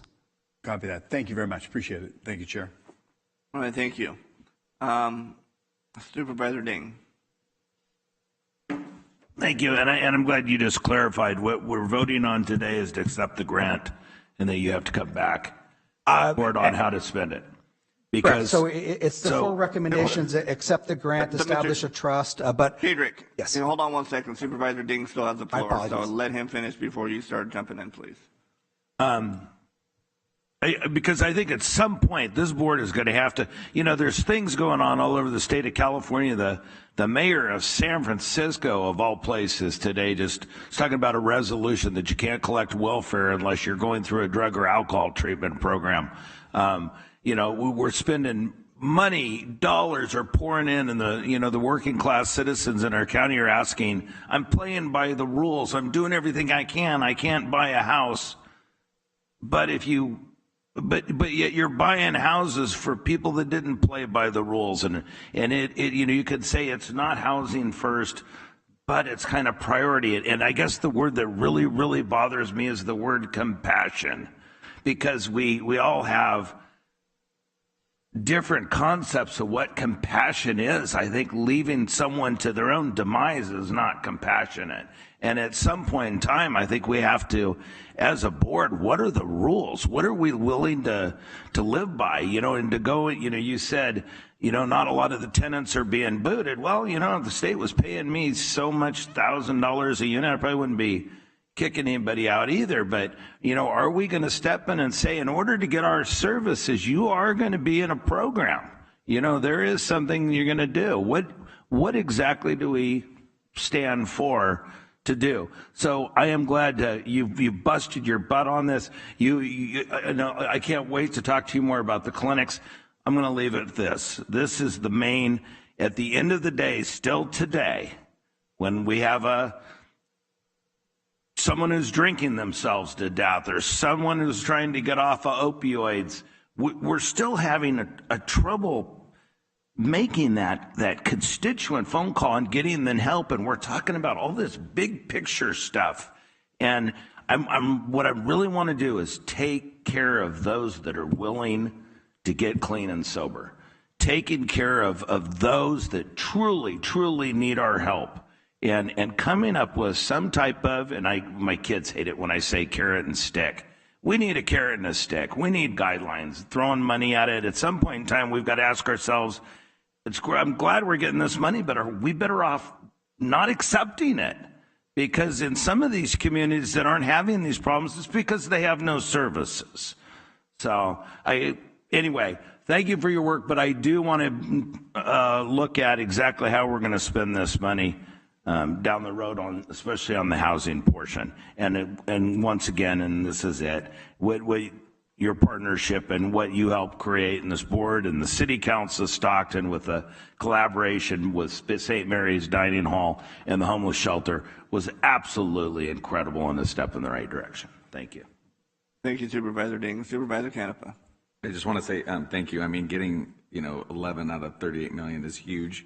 But I mean, Jay and we spoke yesterday about how do we get the results, because and we were just doing that because we have so many different agencies doing different things, and we don't ever check across for checks and balances so that we are being better stewards, because everyone said, oh my God, you're spending millions and millions and millions of dollars. And a lot of it, obviously, we can't regulate, but I mean, to Supervisor Ding's question, you know, what are the results of this money? You know what I mean? Say in a year, and I know it's hard because when we delve the money out and we were discussing it, and it's really hard because when you give it, how do we make sure that it's getting to where it needs to go? And that, you know what I mean, it's doing what it's supposed to be doing. So everyone says, oh, it's federal money, it's state money, it's still our tax money, and we need to be better stewards of our tax money. So I mean, this is huge, and I think it's great because if we don't get it, somebody else is going to get it. You know, so I think it's important that, you know, I mean, we do partner with other folks because continuum of care, and, you know, how do we bring all that and realign it back with county? You know, we talk about HMIS all day long, and we talk about continuum of care all day long, and 211, and, you know, whole person care, and we have more things than you can shake a stick at, but what are the outcomes and what's the tangibles that we are receiving from all these programs? Because I ask these questions, and they're probably tired of me asking all these questions. But I mean, we sit, and it's if I'm asking it, I think John Q. Public would also like the answers of what we're doing with their tax dollars and how we're being better stewards of it. So, thank you. So to respond to that a little bit, thank you for attending the homelessness leadership forum we had about 4 weeks ago. I think that the two-page summary of some of those action items. Hold on one second. Sorry. Did you ask a question, or was it just a statement? It was a statement. The question was, how do we get the results of this money that were this $11 million? You know what I mean? So we hand it off, and I mean, we have all these grandiose plans. I would like to see it come back sometime, you know what I mean, with whoever's getting the money and do a presentation. Hey, this $11 million, we did this, and this, so that people actually know that there's something tangible. So that was the question, but the other part of the statement was congratulating him and doing a good job. Thank you. All right, thank you, Supervisor Campbell. Now, do you have an answer to that specific question? I wanted to mention that the Homeless Leadership Forum, that was kind of the pathway of us trying to get our city and our other CBO partners all rowing together. But ultimately, to answer the question, I would agree, we need data to inform outcomes, that we're not just spending the money. It is the people's money, but also, unfortunately, it comes with restrictions on how we use it. All right, thank you. All right, seeing nobody else in the queue, anybody from the public wishing to address the board? And now I'll bring it back to the board for discussion or in motion. But again, congratulations, good job, you and your team. I know I was in Sacramento with the Assembly Member of Villapudua talking about this 11.1 in state funding. So I want to say thank you to our Assembly Member also for investing in this community. But no. I'm not going to say too much because, I mean, we've been talking about this for like a half an hour just to accept $11 million in funds. But I do agree with this board. I do agree with what Supervisor Canepa and Supervisor Ding, and we talked about this, you know, in detail, is that we have to know exactly where this money is going to and how it's being used and the outcome. Because if we're just spending money and the problem isn't getting fixed, we have to know where to, you know, take money from and push it someplace else that is working. And, you know, and that can be done. So, you know, I've heard this multiple times. Well, you know, we don't know. How do you possibly, you know, figure out, you know, how well the program, well, you know what, we better figure it out, because if we don't have an outcome to a specific group, then we could just be wasting money. So if we don't have a plan in place or a system in place to do that, then we need to build one. Or what will happen, or maybe Supervisor Ding was mentioning that, we'll bring it up to the board, and if you don't have one, then this board will make one for you, and then, you know, then we'll apply that to, you know, the funding. I know it may be different if there's federal guidelines or state and so on, but again, I mean, was it last year? We just discussed it, $200 million what funneled through the county to our, you know, homeless services, mental health, substance abuse. We need to know what's going on. If that means doing an audit of every single dollar we've spent of that $200 million, it'll cause a lot of work for you. Bring it back to the board and find out exactly how every penny is being spent, and so be it. I mean, IRS does it to us, right, every year. So, you know, we all have to explain how certain things are going. But again, the tax dollars, our taxpayers are the ones that are funding these services, and we have some great services. This board has done a lot, mostly when it comes to homelessness, to substance abuse treatment that we talked about today, as mental health, and BHS, you guys are doing a great job. But again, I think our taxpayers have a right to know exactly where. Exactly. At the end of the day, results. We want results with all this money we're spending, and I've seen some of them. And but if we're going to be keep on pushing these fundings, as like what you two were saying, then show me the money, kind of stuff. So with that being said, I'll entertain a motion. Move to approve. Second. The motion, the second, vote please. All right, it is adopted 5-0. Thank you, Mr. Dietrich. All right, we're going to go to the Board of Supervisor comments and committee reports. Who would like to go? It's 12:15 now, so Supervisor Canepa. I'll be quick. I've been to quite a few events the past couple of weeks. Our office attended Ground Stack Coffee and their grand opening.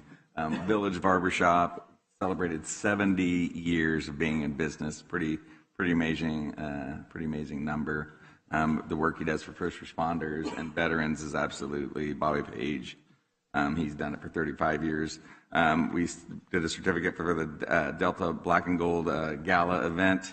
Went for the Chamber Industrial Barbecue. We did a community leaders tour. We had a meet and greet at Werlo's. Also attended the 9/11 Memorial. The building trades were at El Panal. They had, I think it was 800 students go through there and see other alternatives to college, which I think is important because not everybody is college-bound material. So if they can go and find their niche in life, it's great. We had the social justice at El Concilio, which was pretty amazing. They're talking about doing a debit card so that Hispanic people can have access to more financial services and not be dinged with fees. And it was great. It was at El Concilio, so that was important. The DA had the end of summer barbecue.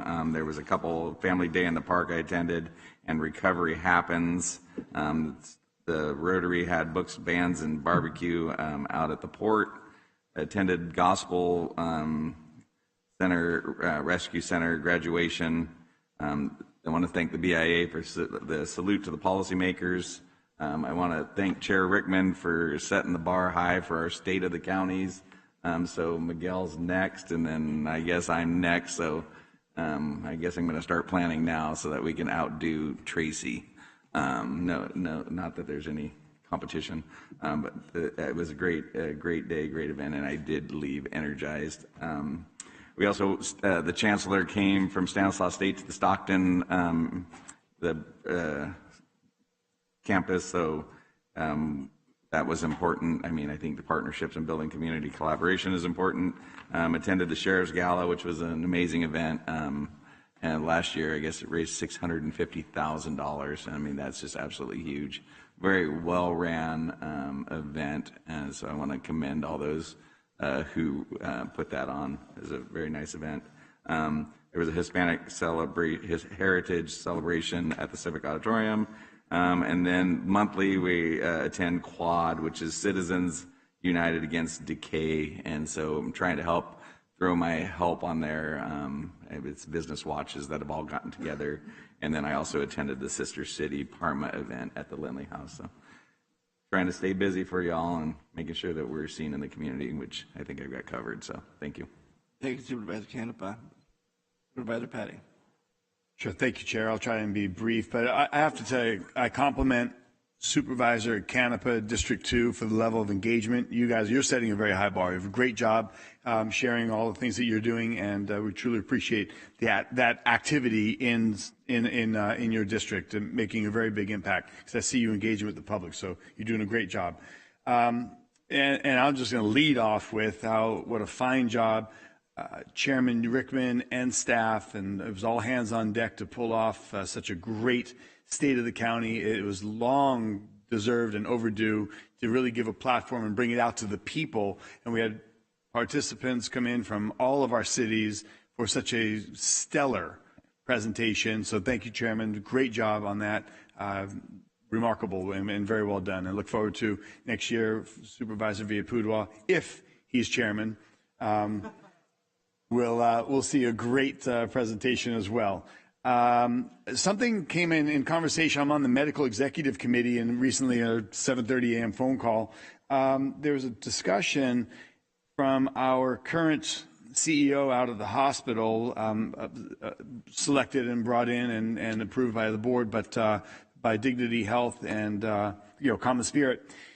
He talked about a $34 million swing in the hospital operation from our losing of, and CAO, remind me, we used to lose 10 to 15 million annually, correct? Sometimes up to $35 million. I didn't want to say that daunting number, but we had gotten it down to something a little more manageable, even though it was a loss. But CAO, Wolverine, am I correct? And I think we may want to get an update on how that management agreement is working out at the hospital. But am I correct that I heard a $34 million swing? Supervisor Patty, through the chair, we don't have final numbers for June of 2023, and there were some anomalies in the prior year related to the pension liability adjustment that kind of made things look a little wacky. We are in the process of bringing something to the board in an October meeting with an update on the MSA, and there will be a request for an 18-month extension, which will bring us to June end of 2025. So that will be for October. We'll have more information on that. Excellent. Thank you for the oversight and engagement. I know that when you and I were on the now disbanded hospital something review, whatever that was, it was a great meeting. We just had our first meeting with the two new supervisors, I believe it was a week ago. It was the first one we've had in over a year. It was a full Brown Act meeting, and it was compliant with the Brown Act. It was, and for those who want to watch, it will be distributed online like we are here. It's down in room 146, and that will be a monthly meeting the third Wednesday of every month at 8:30, and we have resumed it, and it is all of our healthcare services components that are now involved. Well, thank you for putting that back in. For 6 years, I did that as a supervisor. It was very informative, and one of the things I kept turning to our, at the time, the auditor, but our now CAO, is like, why are we in the hospital bit? We're losing money, and what else could we do? And he and I kind of nudged and moved this in this direction, and we've got a resounding result. That's just, again, an example of our engagement and how we can make a profound difference in the decisions we make. And I know our CAO was highly engaged in that, and I'm glad that we could partner in getting us to where we are now with that. I would just finish with the Sheriff's Ball was absolutely fantastic. There's so many things going on in this community. Last week, I must have 40 or 50 invitations, and the duplicity and the days and the conflicts, it's difficult to get to everything, but the public does appreciate that we are there and engaged as we are. So all of the supervisors, I have to compliment, are doing an absolutely stellar job. Thank you, Chair. I'll leave it at that. Thank you, Supervisor Patty. And you said you had 50 invitations. I had 51. So, Supervisor Ding, go ahead. I don't know how many events I went to, but I'm 15 pounds heavier than I was last week. I don't want to take anything away, though, last week from the state of the county. What you did was at a completely different level. And you utilized the resource you had available to you. You had Hillary Crowley out there doing, videos with all the supervisors, the staff. I mean, the event was fabulous, but to go over across the street and grab a sandwich and the look on the face of the county employees and the enthusiasm, and it just created a whole new set of energy. And the constituents of Tracy ought to be. I hope they're grateful for all the work you do there. You gave us a whole new view of Tracy. I mean, coming downtown, seeing what was going on down there, your attitude, you're a shining star in the South. So I want to thank you for that. I'm really excited. Greg, I don't know how many hats you're going to have to start carrying around cases so that I know what hat you're wearing now. the opportunities with the clinics and everything else, and I'm looking forward to talking to you more about that so we can get the boots on the ground and that we actually, not the big pie stuff, but with the clinics, and I'm so happy you're going to be in charge. So, we can put those mobile units right in front of these clinics that we're putting in the neighborhoods. There's so many great plans, and nobody could pull it off better than you and Genevieve and assistants. So I'm going to leave it at that. It's been a great day. Thank you. Vice Chair. Okay, thank you, Chairman. So I attended most of the events that Supervisor Canada attended. This last Saturday, we did have a free dumpster day over at Kennedy. I want to thank the Planning Department, Sheriff's Department, my Chief of Staff, Chris Rapay. Very successful. Went to the Sheriff's Ball Saturday night. It was an amazing event. The majority, I think all four of us were there. And what a wonderful event supporting law enforcement. And I heard the ball was amazing. I heard you did a great job, Mr. Rickman, Supervisor Rickman. And I'm looking forward to the challenge of next year, trying to outdo you. So looking forward to it. Thank you. Like they said, like they say, 5th district, best district, right? But no, I want to say thank you to we talk about the state of the county. I want to say thank you to our staff, of course, our employees. I want to say, thank you to Hillary. I know I was on the phone with her a lot. ISD. Nicole has an awesome voice, and I can tell you, people were just absolutely amazed. People still talking to me about it. Her rendition of the Pledge of Allegiance, and people are all, hey, where did you find her? She was great. So they loved you in South County. Everybody loved you over there, Nicole. So thank you very much. I want to say thank you to Maria Venezuela from Tracy Chamber. It's always an honor and pleasure to work with her and the chambers here in San Joaquin County. But I also want to say thank you to my colleagues. I know it was put on South County, but if you look at all the great things that we have accomplished. You don't do it as one person. It's this board, as a body, as a team, with our CAO and our employees that get things accomplished. And the boots on the ground will get things done. So I want to say thank you to our employees. With a packed house, we rocked it. And it is online now, so you can go to our website and the county's website and see the state of the county.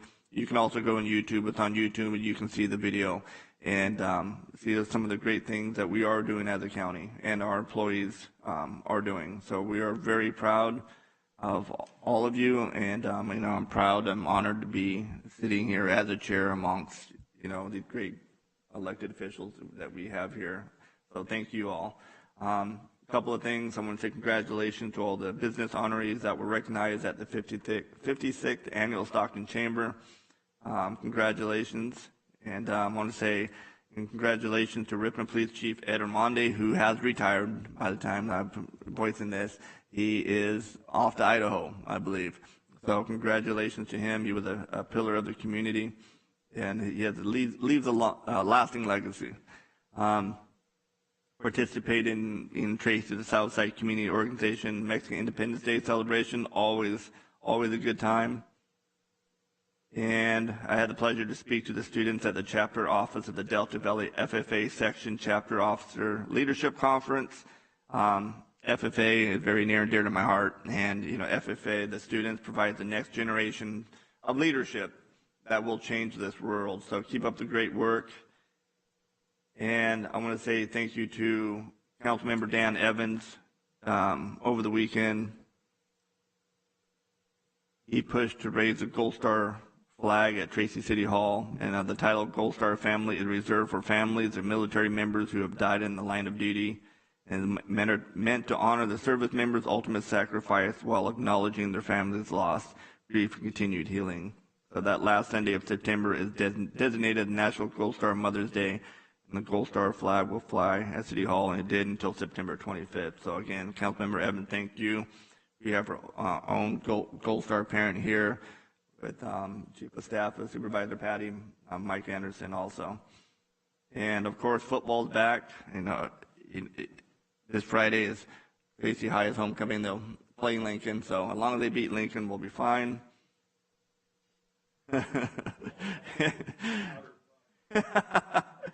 And lastly, I want to mention this weekend we had the Grand Centennial Gala hosted by the Grand Foundation It's the same place that we had our State of the County, so it was turning 100 years old, and they had local students' art were featured, and it was a great night celebrating the arts in Tracy, as well as our historical Grand Theater.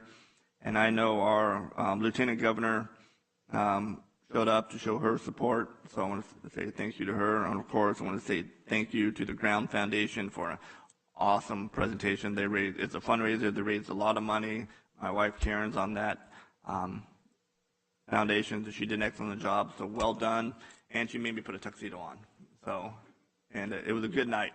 So we have great things going on in our community, and it's like it's cool that we all mention this at the end of the meeting, because you watch the news and you see, and the news is just so depressing. It just shows you all the bad things that are going on all over the world and the state, and wherever it may be.